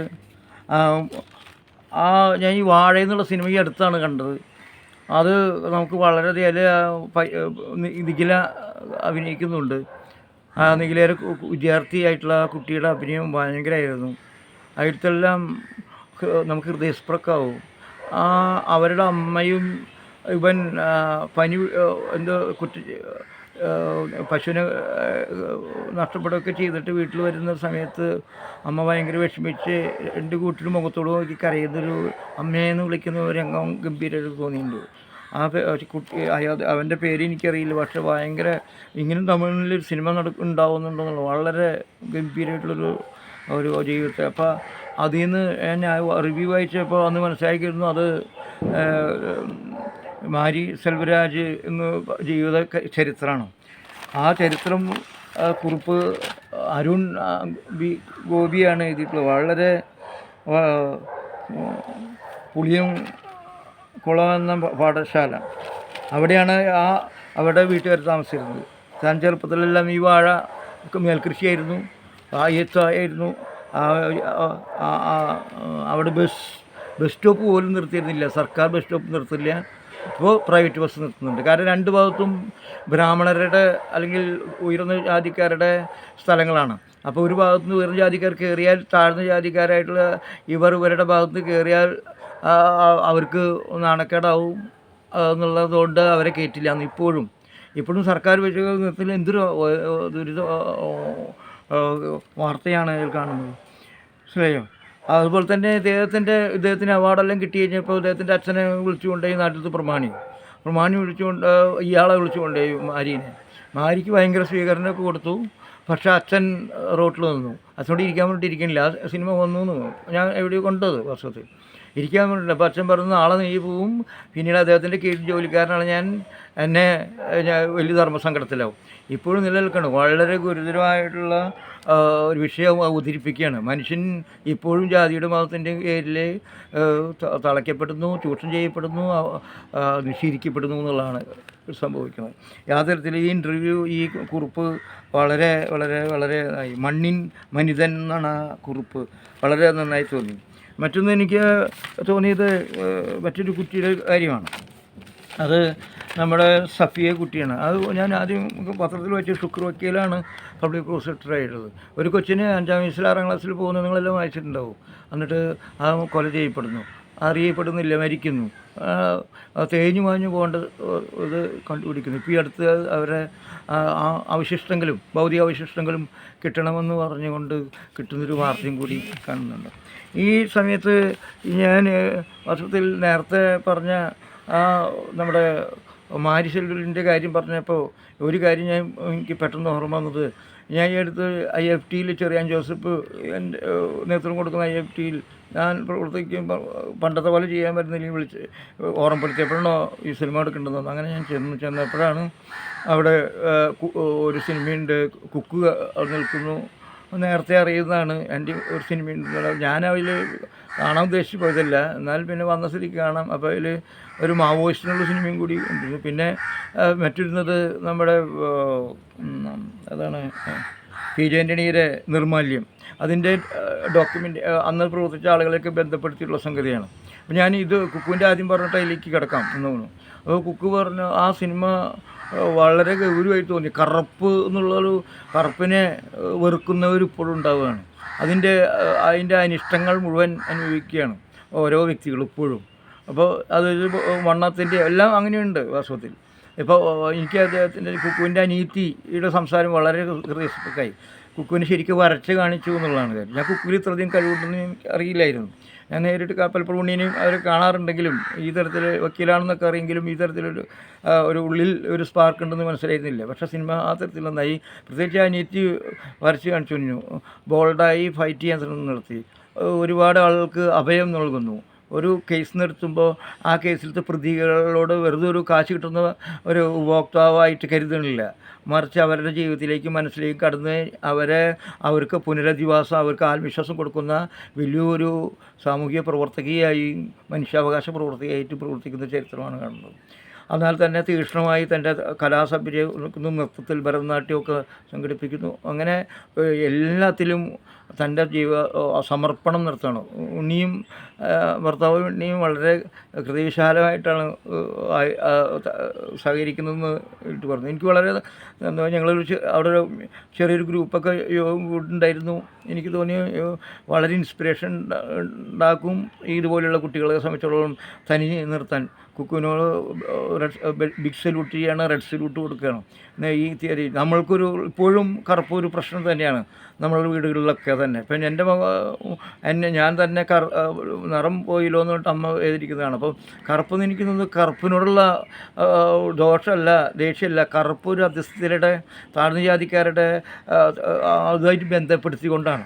അതേ അവസരത്തിൽ ഞാൻ പറയും കറുപ്പൊരു കുറ്റമല്ല, അതേപോലെ തന്നെ വെളുപ്പൊരു കുറ്റമാവാൻ പാടില്ല. ആ തരത്തിൽ മൗലികവാദപരമായിട്ട് എനിക്കൊരു വിയോജിപ്പും കൂടുന്നുണ്ട്. പത്മപ്രിയ ഏതാണ് പാർവതിയോ ഏതൊരു സിനിമയിൽ കറുത്ത ചായം അടിച്ചു എന്നുള്ളത്. ഞാൻ പറഞ്ഞു അതൊരു ആ തരത്തിലേക്ക് ആരോപണം ഉന്നയിക്കുന്ന കറുത്ത നമ്മൾ സിനിമ എന്നുള്ളത് അഭിനയിക്കുന്നതാണ്. പലവിധ വേഷങ്ങൾ നടക്കുന്നുണ്ട്. അപ്പോൾ ആ വിഷയത്തിൽ കറുപ്പ് ചായം പറ്റിയതുകൊണ്ട് അത് അത്ര വലിയ ആ തരത്തിലേക്ക് പോകണ്ടോ എന്നുള്ള എനിക്കൊരു സംശയം എനിക്കില്ലാതില്ല വാസ്തവത്തിൽ. ഏതെങ്കിൽ അത് ഒരു ചായ എടുക്കുക, ഒരു നടൻ്റെ നടിയുടെ ഒരു അഭിനയ കാര്യം ബോധപൂർവ്വം ഒഴിവാക്കണമെങ്കിൽ തെറ്റാണ് വാസ്തവത്തിൽ. അല്ല എങ്കിൽ തീർച്ചയായിട്ടും ഇതാണ് കറുപ്പ് എന്നുള്ളത്. ഇപ്പോൾ കറുത്ത വർണ്ണത്തെക്കുറിച്ച് നമുക്ക് വെറുപ്പില്ല എന്ന് പറയുന്നത്. ഇപ്പോൾ കറുത്ത ആടിനെയൊക്കെ ഒരു കറുത്ത പശു ഒക്കെ വളർന്നതാണ് കാർമികൾ വർണ്ണൻ. പക്ഷേ ഈ ജാതി വ്യവസ്ഥയായി ബന്ധപ്പെടുത്തിയിട്ട് മനുഷ്യനെ നോക്കുമ്പോൾ ആ തരത്തിലാണ് ഈ സംഗതികൾ കാണുന്നത്. ഇപ്പോൾ നമ്മൾ പൊതുവെ എല്ലാവരും നമ്പൂരിമാരെ വാങ്ങി വരുന്നതല്ല സവർണരെന്നൊക്കെ പറയുമെങ്കിലും ഈ മുസ്ലിം പോലുള്ള ആളുകൾ ഇരുന്നതാണ്. അവർക്ക് ഒരുപാട് ചിലപ്പോൾ സഹിച്ചിട്ടുണ്ടാവും വാസ്തവത്തിൽ ഈ കറുത്ത ഈ നിറം കുറഞ്ഞതിൻ്റെ പേരിൽ. തീർച്ചയായിട്ടും അത് തുടച്ചു നീക്കപ്പെടേണ്ട മനുഷ്യനാണ്. ഇതെങ്ങനെ സംവാദം ഉണ്ടാകുമ്പോഴേ അത് വിജയിക്കുള്ളൂ. അങ്ങോട്ടും ഇങ്ങോട്ടും അറിഞ്ഞുകൊണ്ടിരിക്കുമ്പോൾ തീർച്ചയായിട്ടും ഉണ്ടാവും. ആര് കുറ്റക്കാരല്ല, നമ്മുടെ ഉള്ളിൻ്റെ ഉള്ളിലുള്ളതാണ് കറുപ്പ്. ഓരോ ബോധം ആര് പെണ്ണ് ആണ് എന്നുള്ള വേർതിരിവല്ല, ആരും കുറ്റമല്ല. ഓരോരുത്തരും നമ്മൾ തലമുറകളായി ഉണ്ടാക്കിയിട്ടുള്ളതാണ്. അപ്പോൾ അതുകൊണ്ടൊരു വൈരാഗ്യത്തിൻ്റെ ഭാഷയല്ല നമുക്ക് വേണ്ടത്. മറിച്ച് അയാൾ വന്നൊരു സാഹചര്യം, അവർ ജീവിച്ച സാഹചര്യം, അതിനെ അവരും കൂടി ചേർത്ത് പിടിച്ചുകൊണ്ടുള്ളൊരു മുന്നേറ്റമാണ്. അത് വേണം എന്നുള്ള ഒരു അഭിപ്രായം തന്നെയാണ് എനിക്ക് പറയാനുള്ളത്. ആ സിനിമ കിട്ടും. മറ്റൊന്ന് എനിക്ക് ആ സിനിമയുടെ വേറൊരു സിനിമ നിർമ്മാല്യത്തെക്കുറിച്ചിട്ടുള്ള അന്ന കാലഘട്ടത്തെക്കുറിച്ചുള്ള ഒരു സിനിമ ഡോക്യുമെൻ്ററി കണ്ടു. ഞാൻ വിചാരിച്ചിട്ട് കയറിയാണ്. എന്നെ സ്ട്രൈക്ക് ചെയ്ത കാര്യം ആദ്യകാലങ്ങളെ എതിർത്തതെങ്കിലും ആളുകൾ പിന്നെ അഭിനന്ദിച്ചു എന്നൊക്കെ പറയുന്നുണ്ടെങ്കിലും ഒന്ന് രണ്ട് കേസുകൾ എൻ്റെ മനസ്സിൽ വന്നു. അത് നന്നായി എൻ്റെ പി ജെ ആൻ്റണിയൊക്കെ ഇന്ന് അത് ഗംഭീരമായിട്ട് ചെയ്തു തന്നെയാണ് അതെൻ്റെ. അപ്പോൾ അതിൻ്റെ ഏതോ ഒരു ഗവേഷക ഇതിന് പ്രാധാന്യം കൊടുക്കാൻ വേണ്ടി പട്ടിണിയും പരിവട്ടവും കൂടുതൽ കാണിച്ചു എന്ന് പറഞ്ഞിട്ട് കണ്ടു. അതിൽ റിവ്യൂ ചെയ്യുമ്പോൾ ഷമുദാസും മാഷൊക്കെ അതിൽ കണ്ടു ഞാൻ. അപ്പോൾ അതിൽ ഈ വെളിച്ചപ്പാണ്ട് ദാരിദ്ര്യവും പറ്റാണ്ടാവുമ്പോൾ ഭാര്യ തന്നെ പുരുഷ ബന്ധം പണത്തിന് വേണ്ടി ചെയ്യുന്നതൊക്കെ ഉണ്ട്. അതിൽ അദ്ദേഹം 5 പ്രസവിച്ച അമ്മയാണല്ലോ എന്ന് ചോദിക്കുമ്പോൾ നിങ്ങളാണ് ഉത്തരവാദി എന്ന് പറയുകയും അതിന് ഉത്തരവാദി വ്യവസ്ഥയാണെന്നും സമൂഹമാണെന്നും ഭഗവതി വേറെ തരത്തിൽ പറഞ്ഞാൽ ഇതൊക്കെ കഴിവുള്ള ഈശ്വരന് ഇത് തീർക്കാൻ പറ്റുന്നില്ലല്ലോ എന്നുള്ള ചോദ്യം ചോദിക്കുന്നുണ്ട് വാസ്തവത്തിൽ. പക്ഷെ ആ ചോദ്യമാണോ പിന്നീട് അഡ്രസ്സ് ചെയ്തത് സമൂഹം ഏറ്റെടുത്തതെന്ന് എനിക്ക് സംശയമുണ്ട്. അതിന് കാരണം അന്ന് ആ വെളിച്ചപ്പാടിനെ പഠിപ്പിച്ച ഒരാളുണ്ട്. ആ വെളിച്ചപ്പാടിനെ പഠിപ്പിച്ച അദ്ദേഹത്തിൻ്റെ മകൻ്റെ മകൻ ഇപ്പോൾ മോട്ടോർ സൈക്കിളിലാണ് വെളിച്ചപ്പാടായി അമ്പലത്തിലേക്ക് പോകുന്നത്. അപ്പോൾ അതിൽ ആസ്വദിച്ചുകൊണ്ടാണ് സഞ്ചരിക്കുന്നത്. ഈ അന്ധവിശ്വാസ അനാചാരങ്ങളുള്ളൊരു സമൂഹത്തിനെ മറിച്ച് കിടക്കാൻ നമുക്ക് കഴിഞ്ഞിട്ടില്ല എന്നുള്ളതും കൂടിയും ഭംഗ്യേന്ദ്രനെ ഞാൻ കാണാൻ. ഇവിടെ കക്കാട്ടൊരു കവിത എനിക്ക് പെട്ടെന്ന് തോന്നിയത്, പൊതുവഴിയിലൂടെ നടക്കും നമ്മൾ പുതുവഴി വഴിപാടിന് മാത്രം എന്ന് പറയുന്ന സംഗതി എൻ്റെ മനസ്സിലേക്ക് പെട്ടെന്ന് വരികയാണ്. ശരിയാണ്, അത് പുതുവഴി വഴിപാടിന് മാത്രമാവണം. നമ്മൾ വർത്തമാനങ്ങളൊക്കെ അത് സാഹചര്യങ്ങൾക്ക് വേണ്ടിയിട്ടാണ്. കുടുംബങ്ങളിലുള്ള നമ്മുടെ സോഷ്യൽസോ അല്ലെങ്കിൽ മാനവികത ഒന്നും കാണുന്നില്ല എന്നുള്ളതും കൂടിയുണ്ട്. ഇവിടെയും നമ്മൾ ഇത്രയും പുരോഗമിച്ചിട്ടും നമ്മുടെ അന്ധകാരത്തിലേക്ക് നമ്മൾ കൂപ്പുകുത്തുന്നു എന്നുള്ളതാണ് സംഭവിക്കുന്നത്. അത് ഭയങ്കര വലിയൊരു ബുദ്ധിമുട്ടുള്ള ഒരു സംഗതിയായി തോന്നി. പിന്നെ മാവോയിസ്റ്റ് സിനിമ ഞാൻ കുറച്ച് നേരം കാണാൻ നോക്കി, സമയമൊക്കെ വൈകി വീട്ടിലെത്തേണ്ടതാണ്. വല്ലാണ്ട് ബോറടിച്ച്. ഒരാൾ ഭക്ഷണം കഴിക്കുന്ന ഒരു 10 മിനിറ്റ് നേരം കണ്ടു, പിന്നെ വണ്ടി അത് വല്ലാതെ ഇങ്ങനെ സിനിമ പിടിച്ചാൽ ഭയങ്കര ബുദ്ധിമുട്ടാവും. എന്താണെന്ന് എനിക്ക് മനസ്സിലായില്ല. ഞാൻ തിരിച്ചു പോരുകയാണ് ചെയ്തത്. അതിനെക്കുറിച്ച് എനിക്ക് അതാണ് പറയാനുള്ളത്. ഞാനൊരു നല്ല കാര്യങ്ങൾ കുറച്ച് പറഞ്ഞിട്ടാവാം നമ്മൾ മറ്റുള്ള കാര്യങ്ങളിലേക്ക് കിടക്കാന്നുള്ളൂ. ഞാൻ ഈ വീഡിയോകളെല്ലാം അങ്ങനെ പലപ്പോഴും കാണും. ചിലപ്പോൾ ഞാൻ ഇങ്ങനെ കാണുമ്പോഴാണ് ഒരു വയനാട്ടിൽ വളരെ അപൂർവമാണ് വാസ്തവത്തിൽ. നമ്മളിപ്പോൾ കാട്ടുപന്നിയുടെ ശല്യം മൂലം ഒരുപാട് ആളുകൾ അപകടപ്പെടുന്നു, മരിക്കുന്നു, ഈ വെടിവെച്ച് കൊല്ലുന്നു. നമ്മളെല്ലാം ചെയ്യുന്നുണ്ട്. ഒരു നാളെ കയറ്റിലെല്ലാം വീണു, എല്ലാം വെടിവെച്ച് കൊന്നു. അപ്പോൾ പക്ഷേ ഏത് മനുഷ്യനും എല്ലാവർക്കും സ്നേഹം പരിഗണന ഇഷ്ടമാണ്, അതിന് തിരിച്ചു കിട്ടുമെന്ന് ആ വീഡിയോ കാണിച്ചു തരണം. ഒരു ആദിവാസി കുടിലാണ് അത്. ഈ കാട്ടുപന്നി പ്രസവിച്ച് എങ്ങനെയോ കൊച്ചുകുട്ടിയെ കിട്ടിയതാണ്. അതിനെ കണ്ണു തുറക്കാത്ത കിട്ടിയപ്പോൾ അതിന് പാലും മറ്റൊക്കെ കൊടുത്ത് വലുതാക്കി. ഇപ്പോൾ വലിയൊരു കുട്ടി ഒരുവിധം വലുതായി. പക്ഷേ ഒരു പട്ടി എങ്ങനെയാണോ നമ്മൾ സ്നേഹിക്കുന്നത്, പട്ടി നമ്മളെ ഒന്ന് കെട്ടിപ്പിടിക്കുന്നത്, അതേപോലെയാണ് ഈ കാട്ടുപന്നി വന്ന് കെട്ടിപ്പിടിക്കുന്നത്. എത്ര ഗംഭീരമായിട്ടുള്ള സ്നേഹമാണ്. അവർ വിളിക്കുമ്പോൾ വന്ന് ഉരുളുന്നു, സ്നേഹം പ്രകടിപ്പിക്കുന്നു, മുഖത്ത് വയ്ക്കുന്നു, കെട്ടിപ്പിടിക്കുന്നു, ഭക്ഷണം കൊടുക്കും. ഇത് നമ്മുടെ നാട്ടിൽ. അപ്പോൾ ഈ കാട്ടുപന്നി എന്ന് പറയുന്നത് ഏറ്റവും വൃത്തികെട്ടവനും തേറ്റ കൊണ്ട് കുത്തുന്നവനും ആണ് ഇന്ന് അവരുടെ കൂടെ വളരെ സ്നേഹമായിട്ടുള്ള കുട്ടിയായിട്ട് സഞ്ചരിക്കുന്നത്. ഇപ്പോൾ ഞാൻ ഈ കുറച്ച് കോഴിക്കുഞ്ഞുങ്ങളെല്ലാം ഞാൻ പാളയിൽ നിന്ന് മേടിച്ചപ്പോൾ അവരൊക്കെ എല്ലാവരും ഇപ്പോഴും തലേ കയറി. ഇപ്പോൾ ഞാൻ കുറച്ച് 10-20 വാങ്ങിച്ചിട്ടുണ്ട്. ഈ ടർക്കി കോഴിയും ഗിനി കുട്ടികളാണ് കുറച്ച് ഓടിപ്പോകുന്നത്. എന്തായാലും അവർ വലുതാകുമ്പോഴും എങ്ങനെ ഉണ്ടാവും നോക്കാം. നമ്മൾ സ്നേഹിച്ചാൽ ഒരു പരിധിവരെ. ഈ കുക്ക് പറഞ്ഞൊരു വാക്കും കൂടി എൻ്റെ ഓർമ്മയിൽ വരുന്നുണ്ട്, സ്നേഹമാണ്. അത് വളരെ ശരിയായിട്ടുള്ളതാണ്. സ്നേഹം കൊടുത്താൽ അത് ഉണ്ടാവും. പാമ്പിന് സ്നേഹം കൊടുത്താൽ പാമ്പ് കടിക്കാതിരിക്കുക എന്നുള്ളത് മാറ്റിയാണ്. പാമ്പിൻ്റെ ഭാഷ അറിഞ്ഞാൽ ചിലപ്പോൾ കടിക്കില്ലായിരിക്കും. നമുക്ക് പാമ്പിൻ്റെ ഭാഷയും സ്വഭാവം അറിയാത്തതുകൊണ്ടാണ് കടിക്കുന്നത്. അവരുടെ സ്വഭാവം അപ്പോൾ പാമ്പ് എവിടെയും സ്നേഹം ഉണ്ടോ? പാമ്പ് വേണം ചേരുന്നുണ്ടല്ലോ, അവരും ചത്തുപോകുന്നില്ലല്ലോ, അവരെല്ലാം സ്നേഹിക്കുന്നുണ്ട്, വഴക്കടിക്കുന്നുണ്ട് വാസ്തവത്തിൽ. അപ്പോൾ സ്നേഹം വേറെ ഓരോ ചെടികളിലും ഓരോ ഇതിലൊക്കെ വ്യത്യസ്ത രീതിയിലുണ്ടാകും എന്ന് തന്നെയാണ് എനിക്ക് അതിനെക്കുറിച്ച് ആ വീഡിയോ പറഞ്ഞ് തോന്നിയത്. മറ്റേ ഞാൻ വീഡിയോയിലേക്ക് തന്നെ പോകാം. അപ്പോൾ ഞാൻ പലപ്പോഴും രണ്ട് ഭാഗവും കേൾക്കാൻ ശ്രമം നടത്തും. അപ്പോൾ ഈ പത്രം വായിക്കാനാകുമ്പോൾ കുറച്ച് പണി കൂടും. സുനിത ദേവദാസ് ഞാൻ ശ്രദ്ധിക്കുമ്പോൾ അടുത്ത കാലത്തൊക്കെ ഇടതുപക്ഷ ഭരണത്തിൻ്റെ ദുശ്ചെയ്തികളെക്കുറിച്ച് ഭയങ്കര എക്സാലോജിക്കും അതൊക്കെ സംസാരിച്ചൊരു ഭയങ്കര പാർട്ടി വിരുദ്ധമാണെന്ന് ചിലർ പറയപ്പെടുന്ന അവസ്ഥ. ഈ അടുത്ത് കണ്ട് ആരിഫ് മുഹമ്മദിൻ്റെയാണ് ആരിഫ് ഹുസൈൻ ആയിട്ടുള്ള ഭയങ്കര സംവാദമല്ല, അത് തെറിവിളിയായിട്ട് അവസാനിക്കുകയാണ്. അപ്പോൾ പ്രശ്നം എന്താണ് വാസ്തവത്തിൽ? ഫ്രീ തിങ്കേഴ്സാണ് എല്ലാവരും. അനാചാരങ്ങളെ അന്ധവിശ്വാസങ്ങളെ എതിർക്കുന്ന കൂട്ടരും സുനിതയും ആരിഫ് ഹുസൈൻ. പക്ഷെ സംഭവിക്കുന്നത് എന്താണ്? ഇവരെല്ലാം ഇപ്പോൾ ഒരു ചന്ദ്രനും ഒക്കെ സ്വതന്ത്ര ചിന്താഗതി വേണമെന്നായിരുന്നു. അന്ധവിശ്വാസ അനാചാരങ്ങളെയും അടിമത്തത്തെ എതിർക്കാൻ വേണ്ടിയിട്ടാണല്ലോ. പക്ഷേ എന്തുണ്ടാവണു? വിമർശനങ്ങളെല്ലാം കാട് കയറി പരസ്പരം ആരോഗ്യം കുറഞ്ഞു പോകും, ശക്തി ചോർന്നു പോയി. ഇവിടെ എന്താ സംഭവിക്കുക? ഇവിടെ നവോത്ഥാന മൂല്യങ്ങൾ നിഷേധിച്ചുകൊണ്ട് അന്ധകാരത്തിൻ്റെ ശക്തി പ്രാപിച്ചു വരികയാണ്. ആ സമയത്താണ് ഇങ്ങനെ ഒരേ നിലപാട് ഒരേ സ്ഥലത്തിൽ നിന്നുകൊണ്ട് ഒരുമിച്ച് യുദ്ധം ചെയ്യേണ്ട ആളുകൾ പരസ്പരം വിരുദ്ധരായി മാറുകയാണ്.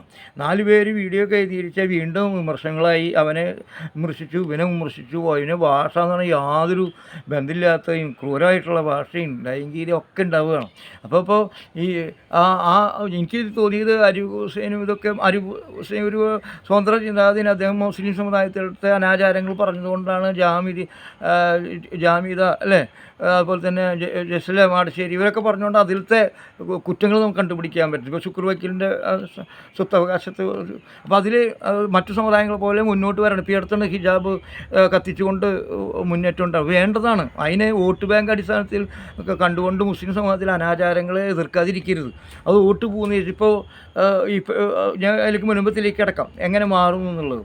അപ്പോൾ അനാചാരങ്ങൾ ഓരോ സമുദായത്തിലുണ്ടെങ്കിൽ എതിർക്കണം, അത് വോട്ട് നോക്കി ചെയ്യരുത്. ഇടതുപക്ഷം പ്രത്യേകിച്ച് ഇടതുപക്ഷത്തിൻ്റെ ഏറ്റവും വലിയ പ്രതീക്ഷകളാണ്. കോൺഗ്രസിനും പ്രതീക്ഷയുണ്ട്, പക്ഷേ കോൺഗ്രസ് എത്രയോ ദൂരം പോയി. ഇനി അല്പമെങ്കിലും അടുത്ത് നിൽക്കുന്ന ഇടതുപക്ഷം എന്ന വിശ്വാസക്കാരനാണ്. പക്ഷേ ഈ വളരെ കുതന്ത്രവും ഈ തന്ത്രവും വോട്ട് ബാങ്ക് രാഷ്ട്രീയമായി എന്തുണ്ടാവുന്നു, ഇത് അപകടത്തിലേക്ക് പോകും എന്നുള്ളതാണ് ഞാൻ പറഞ്ഞു വന്നത്. ആരിഫ് ഹുസൈനും സുനിത ദേവദാസും ആ തരത്തിലേക്ക് ചർച്ചകൾ കൊണ്ടുവരണം എന്നുള്ളതാണ്. അനാവശ്യമായിട്ടുള്ള വെല്ലുവിളികൾ ഒഴിവാക്കേണ്ടതാണ്.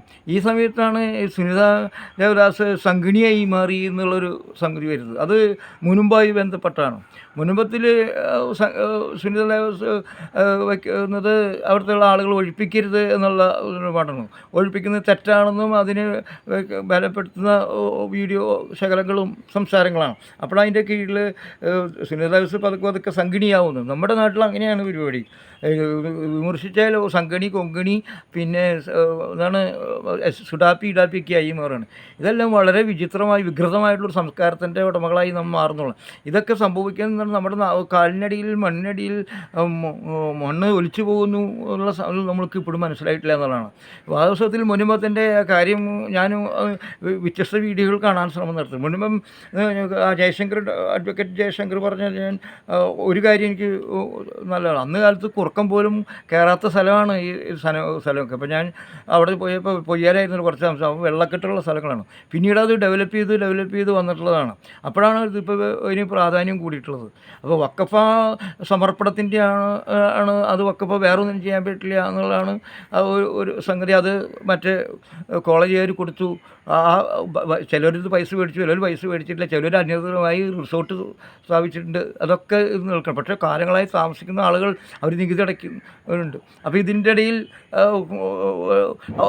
അതാണ് ഞാൻ ഈ കാലത്ത് ഇപ്പോൾ മുസ്ലിം വിരുദ്ധതയ്ക്ക് ശക്തി പ്രാപിച്ചുകൊണ്ടിരിക്കുകയാണ്. അപ്പോൾ ക്രിസ്ത്യാനികൾ ഇന്ന് വലിയ മഹാമാരായി ഹൈന്ദവ തീവ്രതയുടെ കൂടെ സഞ്ചരിക്കുന്നതിൻ്റെ ഒരു ദോഷം കൂടിയാണ്. മണിപ്പൂർ ഇപ്പോഴും കത്തിക്കൊണ്ടിരിക്കുക എന്നുള്ള ബോധം ഉണ്ടാവണില്ല എന്നുള്ളതാണ്. ഇവിടെ വാസ്തവത്തിൽ സേട്ടിന് കൊടുക്കുന്നു എന്നുള്ളതാണ്. അപ്പോൾ ആദ്യം ജയശങ്കർ വക്കീൽ പറഞ്ഞത് ഒരു കാര്യത്തിൽ ശരിയാണ്, അത് കുറുക്കം പോലും കിടക്കാൻ സ്ഥലമാണ് എന്നുള്ളത് സത്യമാണ്. മറ്റു ഒരു സുലാം സേട്ട് എന്ന് പറഞ്ഞ ആൾ വേറൊരു വീഡിയോയിലേക്ക് വന്നിട്ടുണ്ട്. ആ ഒരു സേട്ടുമാർ ഗുജറാത്തിൽ എന്ന് പറഞ്ഞാൽ അവർ മുസ്ലിമായപ്പോൾ അവിടുത്തെ നല്ല ധനാഠ്യരായിട്ടുള്ള ആൾ മുസ്ലിമായത്. അവിടുത്തെ ആളുകൾ വരെ ഭ്രഷ്ട് കൽപ്പിച്ചു, അവിടെ നിന്ന് രക്ഷപ്പെട്ട് ഓടി പല സ്ഥലങ്ങളിലെത്തി. ബോംബെ അവിടെ എത്തി, നമ്മൾ തൃശ്ശൂരെത്തി. അതിൻ്റെ ഭാഗമായിട്ട് ഡെവലപ്പ് ചെയ്തു. ഇവിടെ വന്ന് അവർ സുഗന്ധവ്യഞ്ജനങ്ങളൊക്കെ നടപ്പാക്കി വിജയിപ്പിച്ചു. വലിയ കോടീശ്വരമായി രാജാവിന് പോലും കാശ് കൊടുക്കുന്നത്. അതും അങ്ങനത്തെ ആളുകൾ ഇപ്പോൾ ഈ പാട്ടത്തിന് എടുക്കില്ല എന്നാണ് അദ്ദേഹത്തിൻ്റെ അഭിപ്രായം പറയുന്നത്. പക്ഷേ അദ്ദേഹം പറഞ്ഞു അവിടെയുള്ള ആളുകളൊന്നും ഒഴിപ്പിക്കരുത്. പക്ഷേ റിസോർട്ട് മാഫിയ പോലെയുള്ള ആൾ കുളച്ച് കെട്ടിയിട്ടുണ്ടെങ്കിൽ അത് ഏറ്റെടുക്കുന്നത്. വഖഫ് നിയമഗതി സഞ്ചരിക്കുന്ന കാലമായതുകൊണ്ട് തന്നെ വലിയൊരു സംസാരമായി. അപ്പോൾ ഇത് വലിയൊരു കൊള്ളലാഭത്തിൽ ലാഭമായ അവിടെ ബിഷപ്പുമാർ കയറി ചെന്നു, അല്ലെങ്കിൽ ആരും ശ്രദ്ധിക്കില്ല. അത് എന്താണെങ്കിൽ മുസ്ലിം സമുദായത്തിൻ്റെ പിണക്കാൻ പാടില്ല ഇടതുപക്ഷത്തിനുമാർക്കും. അപ്പോൾ ബിഷപ്പുകാർ വന്നപ്പോൾ ഉടനടി BJP-ക്കാരെത്തി എല്ലാവരും അവിടെ കൊടുത്തി, ഞങ്ങൾ ആരും എതിർക്കുന്നില്ല എന്നുള്ളത്. അപ്പോഴാണ് ഇതിൻ്റെ അടിവേര് തുറക്കാൻ തുടങ്ങിയത്.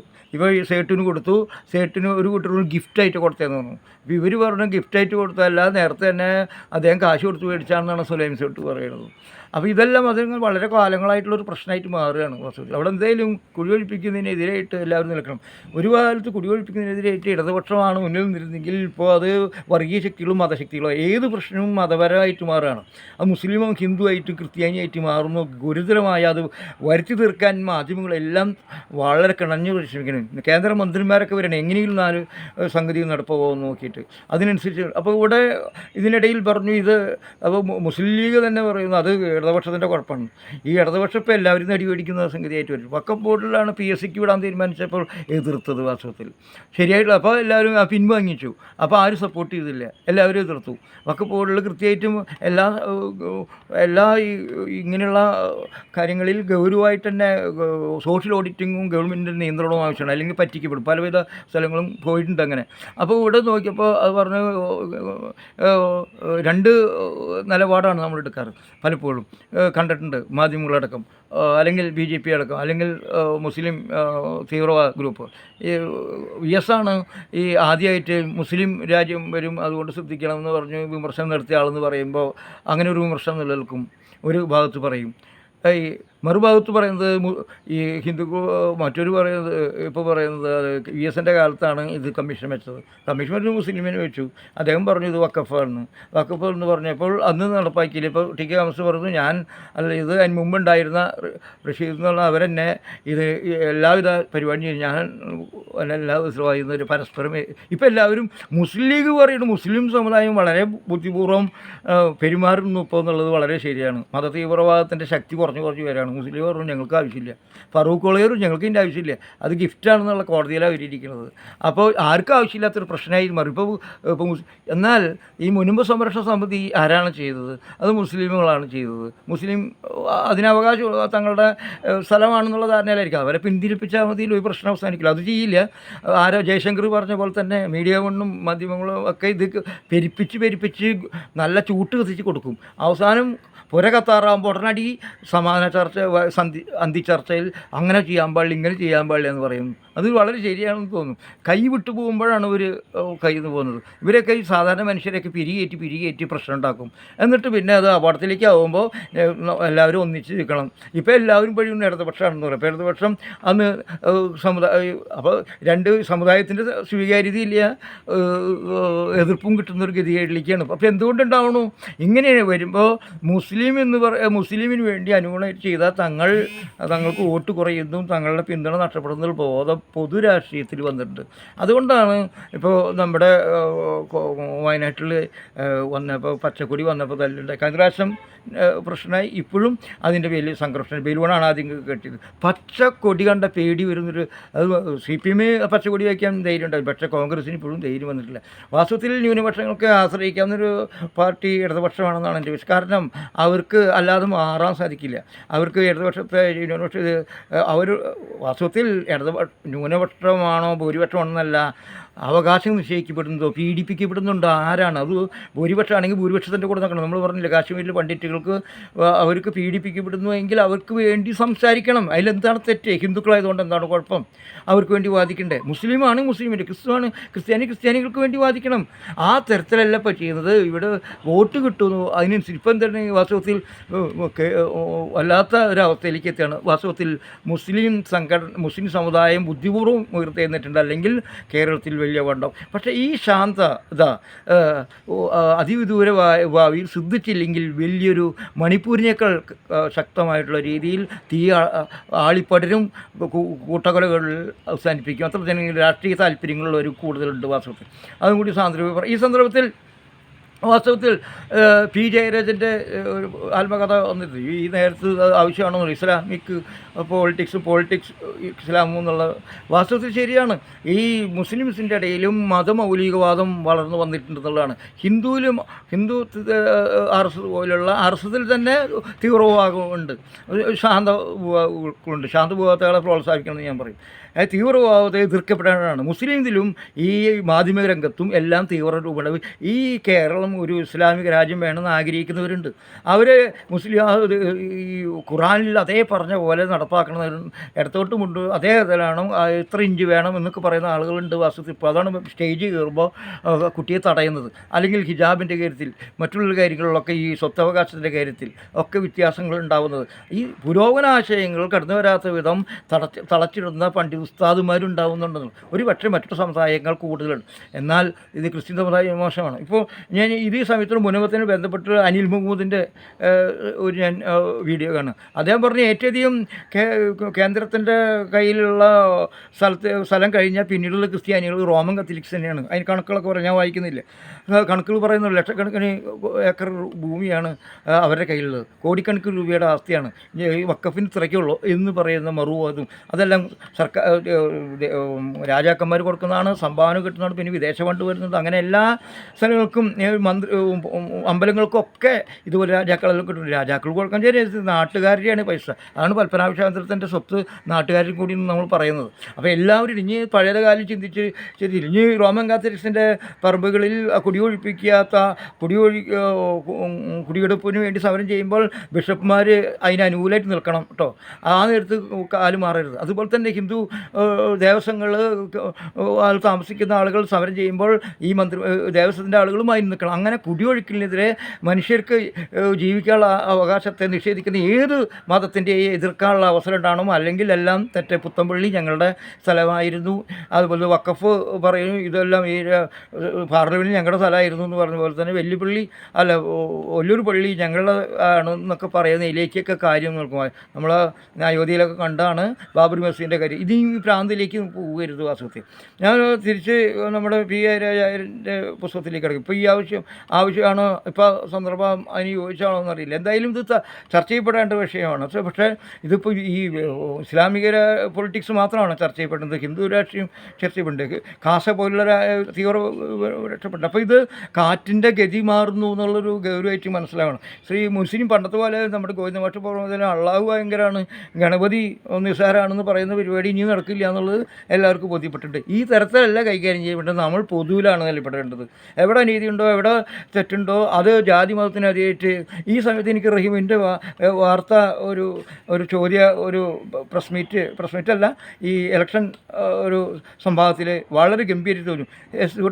SDP-യുടെയും ജമാഅത്ത് ഇസ്ലാമിയുടെയും RSSൻ്റെയും വോട്ട് വാങ്ങാത്ത വേണ്ടെന്ന് പറയാൻ പറ്റുന്നവർ ആരെങ്കിലും ഉണ്ടോ എന്നൊരു ചോദ്യകർത്താവ് ചോദിക്കുകയാണ്. ആദ്യം റഹീമിനോടാണ്. വളരെ ഗംഭീരമായിട്ട് റഹീം അത് പറഞ്ഞു. എന്നുവെച്ചാൽ കാലത്തിൻ്റെ മാറ്റം ശരിക്കും പാർട്ടിക്കാർ മനസ്സിലായിരുന്നു. റഹീം പറഞ്ഞാണ് ശരി. വസ്തുത്തിൽ അവിടെ ഞങ്ങൾ SDP-യുടെ വോട്ട് വേണ്ട, RSSൻ്റെ വേണ്ട. കാരണം എന്തുകൊണ്ടാണ്? അവർ വോട്ട് വ്യക്തിയെ നൽകിയല്ല, അവർ ഈ രാജ്യത്തെ ധ്രുവീകരിക്കുകയാണ്, ഈ രാജ്യത്തെ ഭിന്നിപ്പിക്കാൻ ശ്രമം നടത്തുകയാണ്. SDP ആയാലും SDP-യുടെയും മതമൗലികവാദത്തിൽ അധിഷ്ഠിതമാണ്. അവർ ഇസ്ലാമിക ശരീഅത്തിനെ അംഗീകരിക്കുകയാണ്. മുസ്ലിം സ്വാതന്ത്ര്യത്തിന് എതിരായിട്ട് പലപ്പോഴും ഉണ്ടാവുകയാണ്. അങ്ങനെ പലവിധ കാര്യങ്ങൾക്കും എതിരാണ്. ഈ അന്ധവിശ്വാസങ്ങൾ പേറി നടക്കുന്ന തരത്തിലേക്ക് കൊണ്ടുവരുന്നുണ്ട്. അതുപോലെ തന്നെ തീവ്രമായിട്ടുള്ള അക്രമത്തിൻ്റെയും ഭാഷ ഉപയോഗിക്കാൻ ശ്രമം നടത്തുന്നുണ്ട് അള്ളാഹുവിൻ്റെ പേരിൽ. ഇതെല്ലാം അതുകൊണ്ടാണ് മലരും കുന്തിരിക്കത്തിൻ്റെ കഥയൊക്കെ പറഞ്ഞ് നടത്തുന്നത്. ഇപ്പം ഇനി നടത്താൻ ബുദ്ധിമുട്ട് കൂടി വരും വാസ്തവത്തിൽ. അത് ആ സാഹചര്യം ഉണ്ടാക്കി കഴിഞ്ഞു. ഇപ്പോൾ എല്ലാവരും സമാധാനപ്രിയരായിട്ട് മാറി. ആളുകൾ മുസ്ലിം ലീഗൊക്കെ വളരെ ബുദ്ധിപൂർവ്വമായി ഞാൻ പറഞ്ഞു വന്നത് റഹീമിൻ്റെ കാര്യമാണ്. റഹീം വളരെ ഗംഭീരമായിട്ടാണ് പറഞ്ഞത്, വളരെ സന്തോഷകരമായി. അതാണ് കേരളം പറയേണ്ടത് എന്നുള്ള. SDP അവരോട് വ്യക്തിപരമായിട്ടുള്ള അവർക്ക് അങ്ങനെ ചിന്തിക്കാൻ അവകാശമുണ്ട്, അവർ വിമർശിക്കാൻ. പക്ഷേ ഞങ്ങൾ ചെറിയ ഗ്രൂപ്പ് ആണ്, കുറച്ച് വോട്ട് ഞങ്ങളുടെ കയ്യിലുണ്ട്, അതുകൊണ്ട് ഞങ്ങൾ അംഗീകരിക്കണം എന്ന് പറഞ്ഞാൽ ഞങ്ങൾ റഹീം പറഞ്ഞ ഒരു വാക്കും കൂടി വളരെ സന്തോഷം. ഞങ്ങൾ തോറ്റാൽ പോലും പ്രയാസമില്ല എന്ന് പറയാൻ മാത്രം ധൈര്യം കാണിക്കുന്ന ഇടതുപക്ഷ പ്രസ്ഥാനം വളർന്നു വരണം, കോൺഗ്രസും വരണം. എന്നാൽ മാത്രമേ ഇന്ത്യ, കേരളം പ്രത്യേകിച്ച് രക്ഷ നമ്മുടെ പഴയ നമ്മുടെ സംസ്കാരം പോലും. ഈ സമയത്ത് എനിക്ക് നമ്മളെല്ലാവരും വേദനിക്കുന്നുണ്ട്. നമ്മുടെ നവോത്ഥാന മൂല്യങ്ങളെല്ലാം പോയിരുന്നു, നമ്മൾ ദുഃഖീരാണ്. ഞാനടക്കം വിഷമമുണ്ട്, നിങ്ങൾ ഓരോരുത്തരും വിഷമിക്കുന്നുണ്ട്. ഇന്ന് മനാഫിൻ്റെ കഥ പറഞ്ഞു. ഒരു ആൾ സഹായിച്ചതിൻ്റെ പേരിൽ അയാൾ മുസ്ലിം നാമധാരി എന്ന് നിലയ്ക്ക് അർജുനെ ആ പാവം കുടുംബം വേറെ അനാവശ്യയിൽ പെട്ട് നാശം കുറിച്ച്. പക്ഷേ കേരളം ആകെ മനാഫ് മുസ്ലിം ആയതുകൊണ്ടല്ല, അയാൾ ചെയ്ത നല്ല പ്രവൃത്തിയുണ്ട് നമ്മൾ അനുകൂലിച്ചു എന്നുള്ളതാണ്. അത് കേരളം ഇപ്പോഴും നഷ്ടപ്പെട്ടിട്ടില്ല എന്നുള്ളത് തന്നെയാണ്. അപ്പോൾ ഇവിടെ നാം ചെയ്യേണ്ട സമയത്തും റഹീം പറഞ്ഞ ആ കാര്യം നമ്മൾ ഏറ്റെടുക്കേണ്ടതാണ്. ഇനിയെങ്കിലും അത് വോട്ട് രാഷ്ട്രീയത്തിൻ്റെ അടിസ്ഥാനത്തിലല്ല നമ്മൾ ചെയ്യേണ്ടത്. അത് മുസ്ലിം എന്ന് പറയാൻ അവർക്ക് അവകാശമുണ്ട്, ഹിന്ദു എന്ന് പറയാൻ അവകാശമുണ്ട്, അതിൻ്റെ അഭിപ്രായങ്ങൾ പറയാൻ അവകാശം. തല്ലുകൊല്ലാൻ മതത്തിനെ നിഷേധിച്ചിട്ട് നിരോധിക്കാൻ പാടില്ല എന്ന് തന്നെയാണ് അഭിപ്രായം. അവർക്ക് പറയാനുള്ള അവസരം, അതിനെ എതിർത്ത് തോൽപ്പിക്കാനുള്ള നമുക്ക് കിട്ടുന്നത്. അതാണ് നവോത്ഥാനം.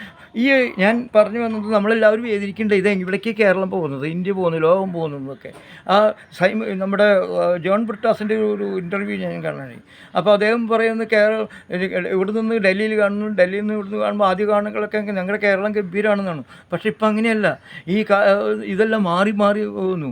ഇപ്പോൾ എൻ്റെ കൂട്ടുകാരൻ മുഹമ്മദ് ഉണ്ടെന്ന്, എനിക്ക് മുഹമ്മദ് ഉണ്ട് കേട്ടോ കൂട്ടുകാരെന്ന് പറയേണ്ട ഗതികേട് വരികയാണ്. മറ്റത് അങ്ങനെ നമ്മൾ പറഞ്ഞിരുന്നില്ല എന്നുള്ളത് മമ്മൂട്ടിയാണ് ഒരു പ്രാവശ്യം പറഞ്ഞതെന്ന് തോന്നുന്നു. ഇപ്പോൾ ഞാൻ മറ്റേ ഹിന്ദുവിൻ്റെ വീട്ടിൽ പോയി എന്ന് ഫേസ്ബുക്കിൽ ഇടേണ്ട ഗതികളെ, ക്രിസ്ത്യാനികളുടെ വീട്ടിൽ പോയി ഭക്ഷണം കഴിച്ചു എന്ന് ഫേസ്ബുക്കിൽ, മറ്റതൊന്നും എൻ്റെ ആവശ്യം ഉണ്ടായിരുന്നില്ല.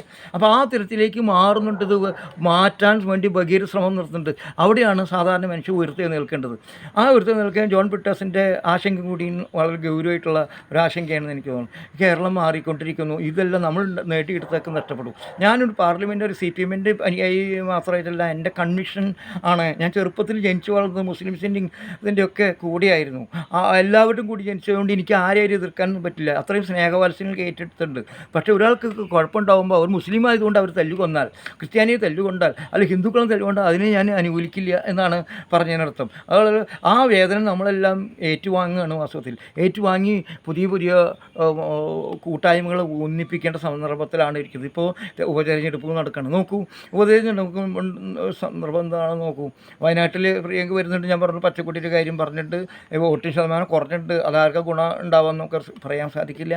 ഭയങ്കര അടിയൊഴുക്കുണ്ട്. ഇവിടെ ചേലക്കരയിലും അതുപോലെ തന്നെ പാലക്കാടും അതിശക്തമായ രൂക്ഷമായ ശ്രമം നടത്തുകയാണ്.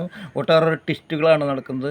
ചേലക്കര വാസ്തവത്തിൽ കെ രാധാകൃഷ്ണൻ വളരെ ഗൗരവമായിട്ട് ജയിച്ചു പോകുന്ന സ്ഥലമാണ്. ഇപ്പോൾ ഇന്ന് രമ്യ ഹരിദാസ് അവിടെ വന്നിട്ടുണ്ട്.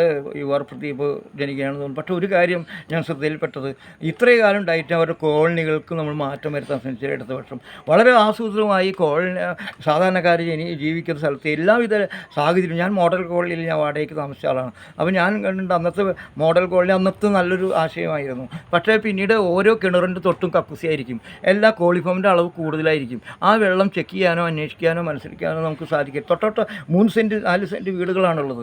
അത് അവരുടെ വീടുകൾ അവർക്കൊരു പബ്ലിക് സ്പേസ് ഇല്ല, ഒരു കമ്മ്യൂണിറ്റി ഹോളില്ല, അവരിപ്പോൾ ഷവക്കോട്ട എപ്പോഴും കൃത്യമല്ല. അതെല്ലാം വാസ്തവത്തിൽ നമ്മൾ ചെയ്യേണ്ടതായിരുന്നു. ഇപ്പോഴും ചേലക്കരയിൽ അതിൻ്റെ ഇല്ല. റോഡ് ഇപ്പോഴും പൊട്ടിപ്പൊളിഞ്ഞാണെന്ന് കേൾക്കും. ഈ തരത്തിലുള്ളത് വിമർശന വിധേയമാക്കേണ്ടതാണ്. അതേ അവസരത്തിൽ തന്നെ അവിടെയുള്ള എല്ലാ ഇടതുപക്ഷക്കാരും എന്തെല്ലാം വിയോജിപ്പുകൾ മാറ്റിവെച്ചുകൊണ്ട് തീർച്ചയായിട്ടും ഈ ദ്വീപിനെ വിജയിപ്പിക്കണം. എല്ലാ മത്സരം മാറ്റി. അടിയൊഴുക്കുകൾ അത്രത്തോളം ഗംഭീരമുണ്ട്. രമ്യ ഹരിദാസ് കുഴപ്പക്കാരിയായിട്ടല്ല ഞാൻ പറയുന്നത്, നല്ല പെൺകുട്ടിയാണ്. അവർ വളരെ കൃത്യമായിട്ട് പാട്ട് കണ്ടുകൊണ്ട് തെറ്റുമെന്നല്ല, വളരെ നന്നായിട്ട്. പക്ഷേ അവിടെ ഇടതുപക്ഷം വിജയിക്കേണ്ടതാണ്. അപ്പുറത്ത് നമ്മൾ പാലക്കാട് നമ്മൾ കാണുന്നത് അതിൻ്റെ ഇടയിലാണ് നമ്മുടെ ഡോക്ടർ സരീൻ വരുന്നത്. സരീൻ പറഞ്ഞ പോലെ ഇപ്പോൾ നമ്മുടെ MLA നമ്മുടെ മുഖ്യമന്ത്രി പറഞ്ഞു ബുദ്ധിമുട്ടക്കനാണെന്ന് പറഞ്ഞു. ഇപ്പോൾ അൻവർ വായ പോയ കോടാലിയായി മാറി അൻവർ. അത് ഇത്രയ്ക്കുള്ള കാര്യം. ഇതാണ് വാസ്തവത്തിൽ അശ്ലീലമായിരിക്കുന്നു. സാധാരണ പറയില്ലേ രാഷ്ട്രീയം എന്ന് പറയുന്നത് സാധ്യതകളുടെ കലയാണെന്നാണ്. സാധ്യത എന്ന് വെച്ചാൽ അവസരവാദത്തിൻ്റെ കല എന്നാണ് ഈ പറഞ്ഞ അർത്ഥം. പണ്ട് കാലത്ത് അത്രയും ഉണ്ടായിരുന്നില്ല, ഇപ്പോൾ അതുണ്ടായിരുന്നു. അൻവറിനെ പക്ഷേ ആരും ഏറ്റെടുത്തില്ല എന്നുള്ള കാര്യം. അൻവർ ഘോഷിച്ചുണ്ടാക്കി അതുണ്ട്. അൻവർ ആദ്യം തൊഴിലാളി സഖാക്കളെ എന്ന് വിളിച്ച ആളുകളെ പറ്റിച്ചു. വാസ്തവത്തിൽ അന്ന് അനുവറിൻ്റേതായിട്ടുള്ളൊരു ഉദ്ദേശമുണ്ട്. ആ ഉദ്ദേശമാണ്. കാരണം അനൂർ പറയുന്ന കാര്യങ്ങൾ ശരിയുണ്ട് താനും. അതെല്ലാം പാർട്ടിയിലത്തെ പ്രവർത്തകരിൽ നിന്ന് കിട്ടിയിട്ടുള്ള അഭിപ്രായങ്ങളാണ്. അതിവിടെ വച്ച് പിടിക്കാൻ പറ്റും, തൻ്റെ തൻ്റെ താല്പര്യം സംരക്ഷിക്കാൻ പറ്റുന്നതാണ്. പക്ഷേ അത്രത്തോളം വിജയിച്ചില്ല എന്നുള്ളതാണ് വാസ്തവത്തിൽ. പറയുന്ന കാര്യങ്ങൾ വളരെ ഉണ്ട്. അതിലേക്ക് കിടക്കാം. ആ അനുഭവം ഇങ്ങനെ കത്തിച്ചുകൊണ്ടിരിക്കുമ്പോഴാണ് നമ്മുടെ സരീൻ പുറത്തേക്ക് വരുന്നത്. സരീൻ്റെ പ്രശ്നം എന്താണ്? സരീൻ 8 വർഷമായിട്ടുള്ള വന്നിട്ടുള്ളത് കാര്യമാണ്. നല്ല IAS എടുത്തു, ഡോക്ടറേറ്റ്. അത് നല്ല ശരിക്കും ഈ തെരഞ്ഞെടുപ്പിലൊന്നും മന്ത്രിയായി മാത്രമേ ജനങ്ങളെ സേവിക്കാൻ പറ്റുമെന്നുള്ളത് എങ്ങനെയാണ് ബോധ്യമാണെന്ന് മനസ്സിലാവില്ല. ഒരു ഡോക്ടറായി അതിനെ സേവിക്കാൻ പറ്റില്ലേ? IAS തന്നെ സേവിക്കാൻ പറ്റില്ലേ? അതല്ലേ തിരഞ്ഞെടുത്ത്, അതിനല്ലേ പഠിച്ച് അത് ചെയ്യാവുന്ന കാര്യമുള്ളൂ. പിന്നെ മന്ത്രിയായ കോട്ടും കൂട്ടും സോറിട്ട് മറ്റുള്ളവരൊക്കെ അടിച്ചമർത്തി സാറിന് വിളിപ്പിക്കാമെന്ന് മാത്രമേ ഉള്ളൂ. അത്രയേ ഉള്ളൂ ഇതൊരു കാര്യം. അത് താല്പര്യമുണ്ട്. 8 വർഷം അതിന് മുമ്പ് അതിലുള്ള ആളുകൾ അവിടെ ഉണ്ട്. നല്ല ആളാണ്. കോൺഗ്രസ്സുകാർ വിടാൻ പാടില്ലാത്തൊരാളാണ്. അയാൾ പറയുന്നത് വളരെ ഗൗരവമാണ്. അടുത്തൊരു അച്ചുതണ്ട് രൂപപ്പെടുന്ന ഷാഫി പറമ്പിലിൻ്റെ പിന്നെ 4 കോടി രൂപ സുരേന്ദ്രൻ കൊടുത്തു പറഞ്ഞത് തട്ടിപ്പായിരിക്കും, ശരിയായിരിക്കും. എന്തായാലും വളരെ ID കാർഡ്, വ്യാജ ID കാർഡ് ഉണ്ടാക്കാൻ നമ്മുടെ കോൺഗ്രസ്സുകാർക്ക് സാധിച്ചിട്ടുണ്ട്. കുട്ടികൾക്ക് ഇതിൻ്റെ അവരുടെ തെരഞ്ഞെടുപ്പിൻ്റെ ഉള്ളിൽ. അപ്പോൾ മോശക്കാരൊന്നുമല്ല, നമ്മുടെ രാഷ്ട്രീയക്കാരും എല്ലാം അതിൻ്റെ ശരിയും വരുന്നു ഒരു ഓൾറെഡി ഏറ്റെടുത്തു എന്ന് പറഞ്ഞാൽ ഇതിൽ വേറെ ഇല്ല. എനിക്കും കിട്ടണം സ്ഥാനം എന്ന് മാത്രമേ ഉള്ളൂ. അതിലൊരു ആശയപരമായിട്ടൊരു സംഗതിയും ഇല്ല. ഇവിടെ NN കൃഷ്ണദാസിൻ്റെ ഒരു ഇടപെടൽ വളരെ നന്നായി തോന്നി. അവിടെയുള്ള ബ്രാഞ്ച് സെക്രട്ടറി മാറിയപ്പോൾ തിരിച്ചു കൊണ്ടുവരാൻ സാധിച്ചു. ബ്രാഞ്ച് സെക്രട്ടറി പൊട്ടി കരഞ്ഞാൽ അത് സംഘടനാ പാഠത്തിൻ്റെ ഗുണമാണ്. വാസ്തവത്തിൽ അവിടെ വിഭാഗിയുടെ ലക്ഷണം കൂടി ഉണ്ട്. അതുകൊണ്ടാണ് പാലക്കാട് പോയതെന്നുള്ള അഭിപ്രായക്കാരനാണ് ഞാൻ. ഇനി അതെല്ലാം മാറ്റി തീർക്കേണ്ടതാണ്. ഈ പ്രാവശ്യം പാലക്കാട് തിരിച്ചു പിടിക്കേണ്ടത്. അത്രയും സമരോത്സവമായ ഒരു സ്ഥലമാണ്. എന്നാൽ ഹിന്ദുത്വത്തിനെതിരായിട്ട് ഒരു ശക്തി പ്രാപിക്കാൻ അവസരം ഉണ്ടാക്കി കൊടുക്കാനും പാടില്ല. വാസ്തവത്തിൽ അവിടുത്തെ ശരി നല്ല സ്ഥാനാർത്ഥിയാണ്. പക്ഷേ ഈ ഇലക്ഷൻ എന്ന് പറയുന്നത് ഇപ്പോൾ ഈ സാധ്യതകളുടെ കല എന്ന് പറയുന്ന പോലെ അവസരവാദത്തിൻ്റെയും കൂടിയാണ്. നേരിട്ടുള്ള ശുദ്ധ രാഷ്ട്രീയമൊക്കെ അവസാനിച്ചിരുന്നു. ഡോക്ടർ ശരിക്കും വേണ്ട ബ്രാഞ്ച് സെക്രട്ടറികൾ ബ്രാഞ്ചിൽ പോയി പ്രവർത്തിച്ച് ഇടതുപക്ഷ സാധാരണ പ്രവർത്തകർ പ്രവർത്തിച്ച് വന്ന് മുന്നോട്ട് എന്തൊക്കെ കാര്യം ചെയ്യാൻ സാധിക്കും അദ്ദേഹത്തിനോട് ചെയ്യാൻ സാധിക്കും ചെയ്യും. അങ്ങനെയാണ് വേണ്ടത് ശരിക്കും പറഞ്ഞാൽ. എന്നിട്ട് അയാൾ കൃത്യമാക്കി മാറ്റണം. കാര്യം അയാൾ കൊള്ളാവുന്ന കേഡറാക്കി മാറ്റാൻ പറ്റുന്നുള്ളത് ശരിയാണ്. അങ്ങനെ പറഞ്ഞിരിക്കുമ്പോഴാണ് നമ്മുടെ സന്ദീപ് വാര്യർ ഇടഞ്ഞു നിൽക്കുന്നു എന്ന് മനസ്സിലായി. അപ്പോൾ ഉടനെ എല്ലാവരും ചാക്കിട്ട് പിടിക്കാൻ ശ്രമം നടത്തി. അതിൻ്റെ ഇടയ്ക്ക് നമ്മുടെ സതീഷ് തിരൂർ സംസാരിക്കുന്നു. സുരേന്ദ്രൻ കൊടകര കുഴപ്പമായിട്ട് ബന്ധമുണ്ട്. അവിടേക്ക് കൊണ്ട് പണ്ട് പറഞ്ഞ തന്നെയാണ്. ഗൗരിയായിട്ടുള്ള ചോദ്യമാണ് ഇത്രയധികം സംഭവം ഉണ്ടായിട്ടും എന്തുകൊണ്ട് അതിനെതിരെയുള്ള ഒരു നിയമ നടപടികൾ പരിപാടിയുണ്ട്. അപ്പോൾ പറയുമോ അത് ഹവാല പണം, അതുകൊണ്ട് കേന്ദ്രമാണ്. പക്ഷേ ഇത്രയധികം ലാഗിയുണ്ട്. പക്ഷേ വയൽ റിപ്പോർട്ട് അതിലത്തെ സംഗതികൾ അത് പബ്ലിക് ഡൊമിനിയനിലുണ്ടെന്നാണ് പറഞ്ഞത്. പക്ഷേ ഇതൊന്നും ചർച്ച വിഷയമായിട്ടുള്ള മാധ്യമങ്ങളുമാക്കി ഇപ്പോഴാണ് അതിനെതിരായിട്ടുള്ള സംസാരം. എന്തായാലും ഒരു ഡീൽ നെക്സസ് എന്ന് പറയുന്ന അൻവർ എന്ന് പറയുന്നതൊരു ശരിയുണ്ട്. എല്ലാവരും തമ്മിലൊരു നെക്സസ് ഉണ്ട്. പരസ്പരം ആവശ്യമുള്ള നേതാക്കൾ തമ്മിലുണ്ട്. സാധാരണ പ്രവർത്തകർക്ക് അറിയില്ല. അവർ തല്ലുകൊല്ലാനും കൂടെ നിൽക്കുന്നു. അവർ ഇംഗ്ലാവ് വിളിച്ചു പോകുന്നു. കണ്ടില്ലേ സന്ദീപ് വാര്യർ വരുമ്പോൾ കോൺഗ്രസ്സുകാർ കൈ കൊടുക്കുന്നു. മറ്റവർ ബലിദാനികൾ ഒറ്റുകൊടുത്തവെന്നു ശകാരിക്കുന്നു. അതുപോലത്തെ ശരി വരുമ്പോൾ അവൻ മടിയെന്ന് പറഞ്ഞു. ഇവിടുന്ന് അൻവർ പോയപ്പോൾ അയാൾ മോശക്കാരൻ. ഇതൊരു വൃത്തികെട്ട ഒരു സംസ്കാരത്തിൻ്റെ ഒരു സംഗതിയാണ്. യഥാർത്ഥ ആത്മാഭിമാനമുള്ളവർ രാഷ്ട്രീയ പ്രവർത്തകരാവുന്നതിൽ ഭയങ്കര ആത്മനന്ദ അനുഭവിക്കേണ്ട ഗതികേടാണെന്ന് എനിക്ക് തോന്നുന്നത്. എന്തായാലും അപ്പോൾ ഇതെല്ലാം ഇപ്പോൾ സന്ദീപ് വാര്യർ ഇപ്പോൾ കൈ കൊടുത്തിരിക്കുകയാണ്. സ്നേഹത്തിൻ്റെ കടയിലേക്ക് കിടന്നു എന്നാണ് പറയുന്നത്. സ്നേഹത്തിൻ്റെ കട എവിടെയാണ്? സ്നേഹത്തിൻ്റെ കട അവിടെ കീരിമ്പാമ്പായിട്ട് ഇരിക്കുന്ന സ്നേഹമുണ്ട്. അവിടെ തൊഴിൽക്കുത്തും ഒക്കെ ഉണ്ട്. ഒന്നുമല്ല, അവിടെ ബഹുമാനം കിട്ടിയില്ല, സ്ഥാനം കിട്ടിയില്ല. ഇയാളുടെ രാഷ്ട്രീയ വളർച്ച തടയുന്നു കൃഷ്ണകുമാർ. അതാണ് പ്രശ്നം. അവർ പറഞ്ഞു ഇദ്ദേഹം സാമ്പത്തിക തട്ടിപ്പൊക്കെ നടത്തുന്ന ഒരാളാണെന്ന് അവർ പറഞ്ഞിട്ട്. സുരേന്ദ്രൻ ഏതോ മരക്കമ്പനിയിൽ നിന്ന് മോഷ്ടിച്ചതിനാണ് പുറത്താക്കിയെന്ന് പറയുന്നു. കോടിക്കണക്കിന് രൂപ കിട്ടിയെന്ന് പറയും. ഇങ്ങനെ പരസ്പരം ബന്ധപ്പെട്ട് എടുക്കുകയാണ് വാസ്തവത്തിൽ. ഇപ്പോൾ അതിൻ്റെ ഇടയ്ക്ക് ശോഭ സുരേന്ദ്രൻ രംഗത്ത് വരുന്നു. സതീഷിനെതിരായിട്ട് ആക്രോശിക്കുന്നു. ഞാൻ വീട്ടിൽ പോയിട്ടില്ല. അയാൾ വീട്ടിൽ ഫോട്ടോ കാണിച്ചുള്ളൂ. അപ്പോൾ അതെ രസകരമായിട്ടുള്ള കാര്യം അത് എൻ്റെ ചേച്ചിയുടെ വീട്ടിലത്തെ ഫോട്ടോ. ആ ചേച്ചിയുടെ വീട്ടിലത്തെ ഷോപ്പിംഗ് അതുപോലെ തന്നെ കർട്ടനൊക്കെ അയാളെ മേടിച്ച് കൊണ്ടിട്ടെന്ന് പറയാൻ മാത്രം അത് കേട്ട് വിശ്വസിക്കുന്ന കേരളീയരുണ്ടെന്ന് വിശ്വസിക്കാൻ മാത്രം ശോഭാ സുരേന്ദ്രൻ ഭയങ്കര കഷ്ടമായിട്ടുള്ളത്. അപ്പോഴേക്കും റിപ്പോർട്ടർ ചാനലിൽ അതിൻ്റെ മാധ്യമ സംരക്ഷകൻ ആരാണ്? ആൻഡോ അഗസ്റ്റിൻ. അയാൾ ഭയങ്കര മാധ്യമ പ്രവർത്തനം പോലെ ഭയങ്കര സംരക്ഷകൻ റിപ്പോർട്ടർ. നിഖിലേഷ് മര്യാദയ്ക്ക് പാവം കൊണ്ടു നടന്ന സാധനമൊക്കെ മേടിച്ച് അരുണും നമ്മുടെ ആരാണ് പരുത്തിക്കാടൊക്കെ സുജയ പാറു എങ്ങനെയാണ് ഇതിലൊക്കെ ജീവിച്ചു. അയാളെ ഒരു മരം കുത്തിയെന്നാണ്. എല്ലാ കളാലും ജയിലിൽ പോയിട്ടുണ്ടെന്ന് അയാൾ തുറന്നു. ഞാൻ ഇനിയും എന്ന് പറഞ്ഞില്ലെങ്കിലും സാധ്യതകളൊക്കെ പറഞ്ഞു. ഞാൻ കാശുണ്ടാക്കാൻ നോക്കും, അംബാനിയാവാൻ നോക്കും, എല്ലാവിധ പരിപാടികളും നിർത്തും, രാഷ്ട്രീയക്കാർക്ക് കാശ് കൊടുക്കും എന്ന് തന്നെ പറയണേ. അതിൻ്റെ ഭാഗമായിട്ടാണ് ഈ റിപ്പോർട്ടർ ചാനൽ തുടങ്ങിയിട്ടുള്ളത്. അതിൻ്റെ ഭാഗമായിട്ടുള്ള ആളുകളൊക്കെ വിളിച്ചിരുത്തിയിട്ടുള്ളത് എന്ന് പറയുന്ന. ശരിക്കും പറഞ്ഞാൽ ഈ അഭിമാനബോധമുള്ളവരൊന്നും അതിൽ നിൽക്കാൻ പാടില്ല. പുറന്ന് പോകേണ്ടതാണ് എൻ്റെ അഭിപ്രായം. പിന്നെ ഏത് ചാനലിൽ പോവുക, ഓരോ ചാനലിൽ നിന്ന് മറ്റേ ചാനലിലേക്ക് പോകും. കാശ് കിട്ടുമ്പോൾ അവർക്ക് വേണ്ടി ബാധിക്കുക, ആ നേതാവിന് വേണ്ടി, ആ ഉടമസ്ഥന് മുതലാളിക്ക് വേണ്ടി പറയലാണ് ഇതിൻ്റെ കാര്യം. അല്ലാണ്ട് വേറൊന്നും ആദർശമായിട്ട് ഇവർക്ക് ജീവിക്കാൻ പറ്റില്ല. എല്ലാവർക്കും വീട്ടിലെ കുട്ടികൾ നന്നായി പഠിക്കണം, ഇംഗ്ലീഷ് മീഡിയത്തിൽ പഠിക്കണം, കാറ് വേണം, എല്ലാ സുഖ സൗകര്യങ്ങളും വേണം. പേടിപ്പിച്ച് ഭീഷണിപ്പെടുത്തി വാർത്ത കൊടുക്കുന്നു പറഞ്ഞു, വാർത്ത കൊടുക്കാതെയൊക്കെ ഭീഷണിപ്പെടുത്തി. അങ്ങനെ അപൂർവം ചില മാധ്യമ പ്രവർത്തകരാണ് ശരിക്കും അവർക്ക് ജീവിക്കാൻ പറ്റേണ്ട അവസ്ഥയുണ്ട്. എന്തായാലും ഞാൻ പറഞ്ഞു വന്നത് ഇങ്ങനെ കലങ്ങി മറിഞ്ഞിരിക്കണം. അപ്പോൾ EP ജയരാജൻ്റെ കഴിഞ്ഞ പ്രാവശ്യം EP ജയരാജ് ശോഭ സുരേന്ദ്രൻ്റെ സംഗതി ഇലക്ഷൻ കാലത്താണ് ഉണ്ടായത്. നിയമസഭാ ഒന്നും അറിയാണ്ടൊന്നല്ല ജാവേദ്കർ സംസാരിച്ചു. അപ്പോൾ ഇനിയിപ്പോൾ ചിലപ്പോൾ ഇപ്പോൾ സന്ദീപ് വാര്യർ ചോദിച്ചിരിക്കുന്നു. സന്ദീപ് വാര്യർക്ക് പകരം EP ജയരാജ് പോയില്ല എന്ന് പറയാനൊന്നും പറ്റില്ല. പോവില്ല എന്ന് പറയാൻ കാലത്ത് പറയും. ശോഭാ സുരേന്ദ്രൻ എമ്മിലേക്ക് വന്നില്ല എന്ന്, അല്ലെങ്കിൽ കോൺഗ്രസ്സിലേക്ക് വന്നില്ല എന്ന് പറയാൻ സാധിക്കില്ല. BJPക്ക് മാത്രമല്ല സൂത്ര അറിയാമെന്നുള്ളത് ഇപ്പോൾ തെളിയിക്കുകയാണ് എല്ലാവരും കൂടി നടത്തുന്നത്. കേരളം ഇനി പുതിയൊരു ഗയാറാമിൻ്റെ പുതിയ വേർഷൻ കണ്ടുപിടിക്കാനാണ് പോകണത്. വാസ്തവത്തിൽ ആർക്ക് വേണമെങ്കിൽ അങ്ങോട്ട് ഇങ്ങോട്ട് വലിച്ചെടുക്കുക, ആര് പോകുമെന്നും നമുക്ക് പറയാൻ സാധിക്കില്ല. ആളെയും നടപടിയെടുത്ത് ഉടനടി അപ്പുറത്തേക്ക് എത്തുന്നുള്ളൊരു വസ്തുവാണ് സ്വീകരിക്കാനും ആളുകളുണ്ട്. ജയരാജ് ഇപ്പോൾ ആത്മഹത്യ ഞാൻ അറിഞ്ഞിട്ടില്ല, DC ബുക്സായിട്ട് ബന്ധപ്പെട്ട് ഞാൻ അറിഞ്ഞിട്ടില്ല എന്ന് പറയുന്നത് അർത്ഥമുള്ളൂ.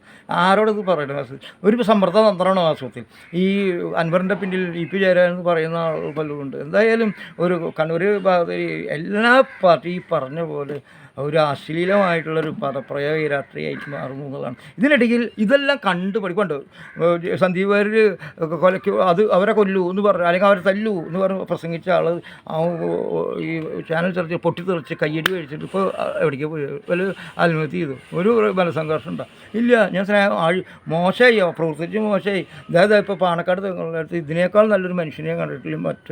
മറ്റൊരു തറ ഭാഷ സംസാരിക്കാൻ യാതൊരു വഴിയിൽ അപ്പോൾ നോക്കുമ്പോൾ ഇപ്പോൾ ഭയങ്കര ഇതാണ് നമ്മളപ്പോൾ ഈ സാധാരണ പ്രവർത്തനമാണ് ശ്രദ്ധിക്കുന്നത്. തങ്ങൾ മറ്റുള്ളവർക്ക് വേണ്ടി കൊല ചെയ്യാൻ നിന്ന് കൊടുക്കരുത് എന്ന് പറയുന്നത് സാധാരണ പ്രവർത്തനം ബുദ്ധിയുള്ളവർ കാണിക്കണം, ചിന്തിക്കണം, പ്രവർത്തിക്കണം.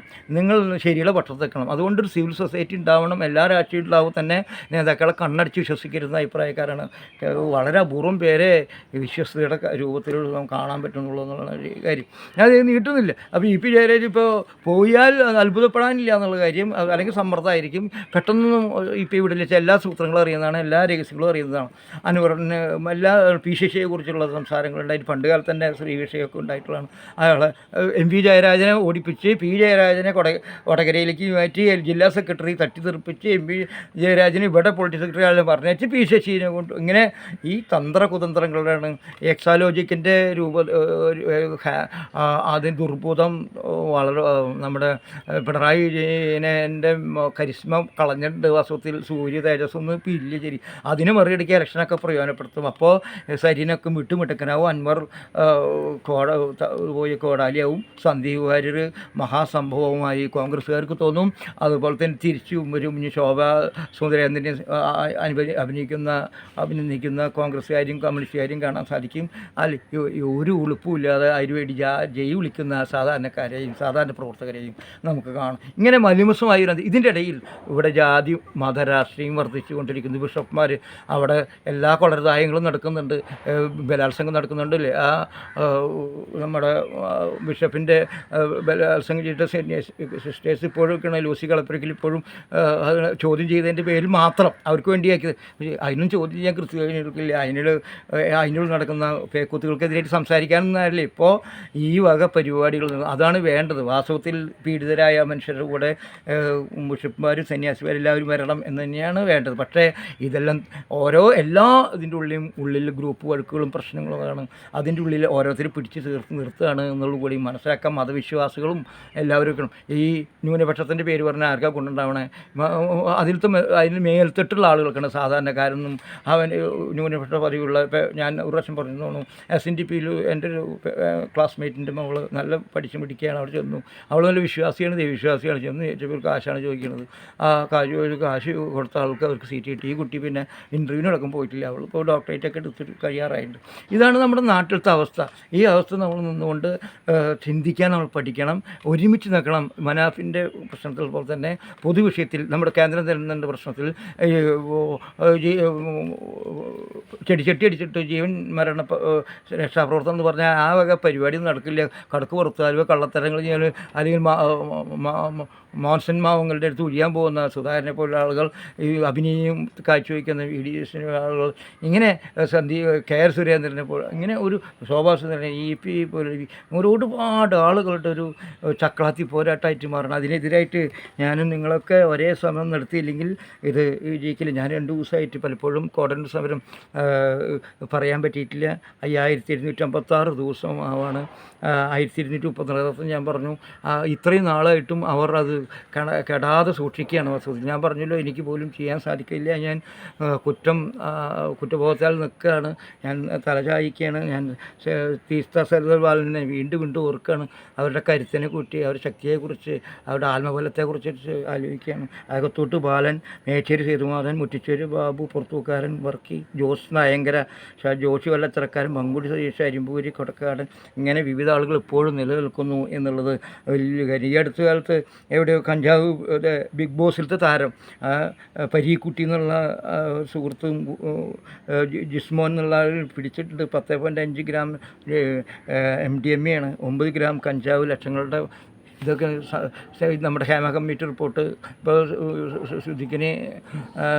സിദ്ദിഖിന് ജാമ്യം കിട്ടി. സുപ്രീം കോടതി പോകുമ്പോഴേക്കും പണികുറ്റം കഴിയും ഈ പരാതിക്കാരിയുടെ. അപ്പോൾ ജാമ്യം കിട്ടിയിരിക്കണം. ഇതുപോലെ ഇതെല്ലാം ഈ സിനിമ മേഖലയിലൊക്കെ അത് സാധാരണ പരിപാടിയാണ് എന്ന് തോന്നലുണ്ടാക്കുന്നതിനെതിരായിട്ട് എത്ര പരിപാടികളാണ് നമ്മൾ. ഇതിനെതിരായിട്ട് നാം ഓരോരുത്തരും ശ്രമം നടത്തിയില്ലെങ്കിൽ കൃത്യമായിട്ടും നമ്മുടെ സമൂഹം നശിക്കും. അതുകൊണ്ട് നമ്മളെല്ലാവരും പൊതു താല്പര്യത്തിൻ്റെ രീതിയിൽ നിൽക്കണം.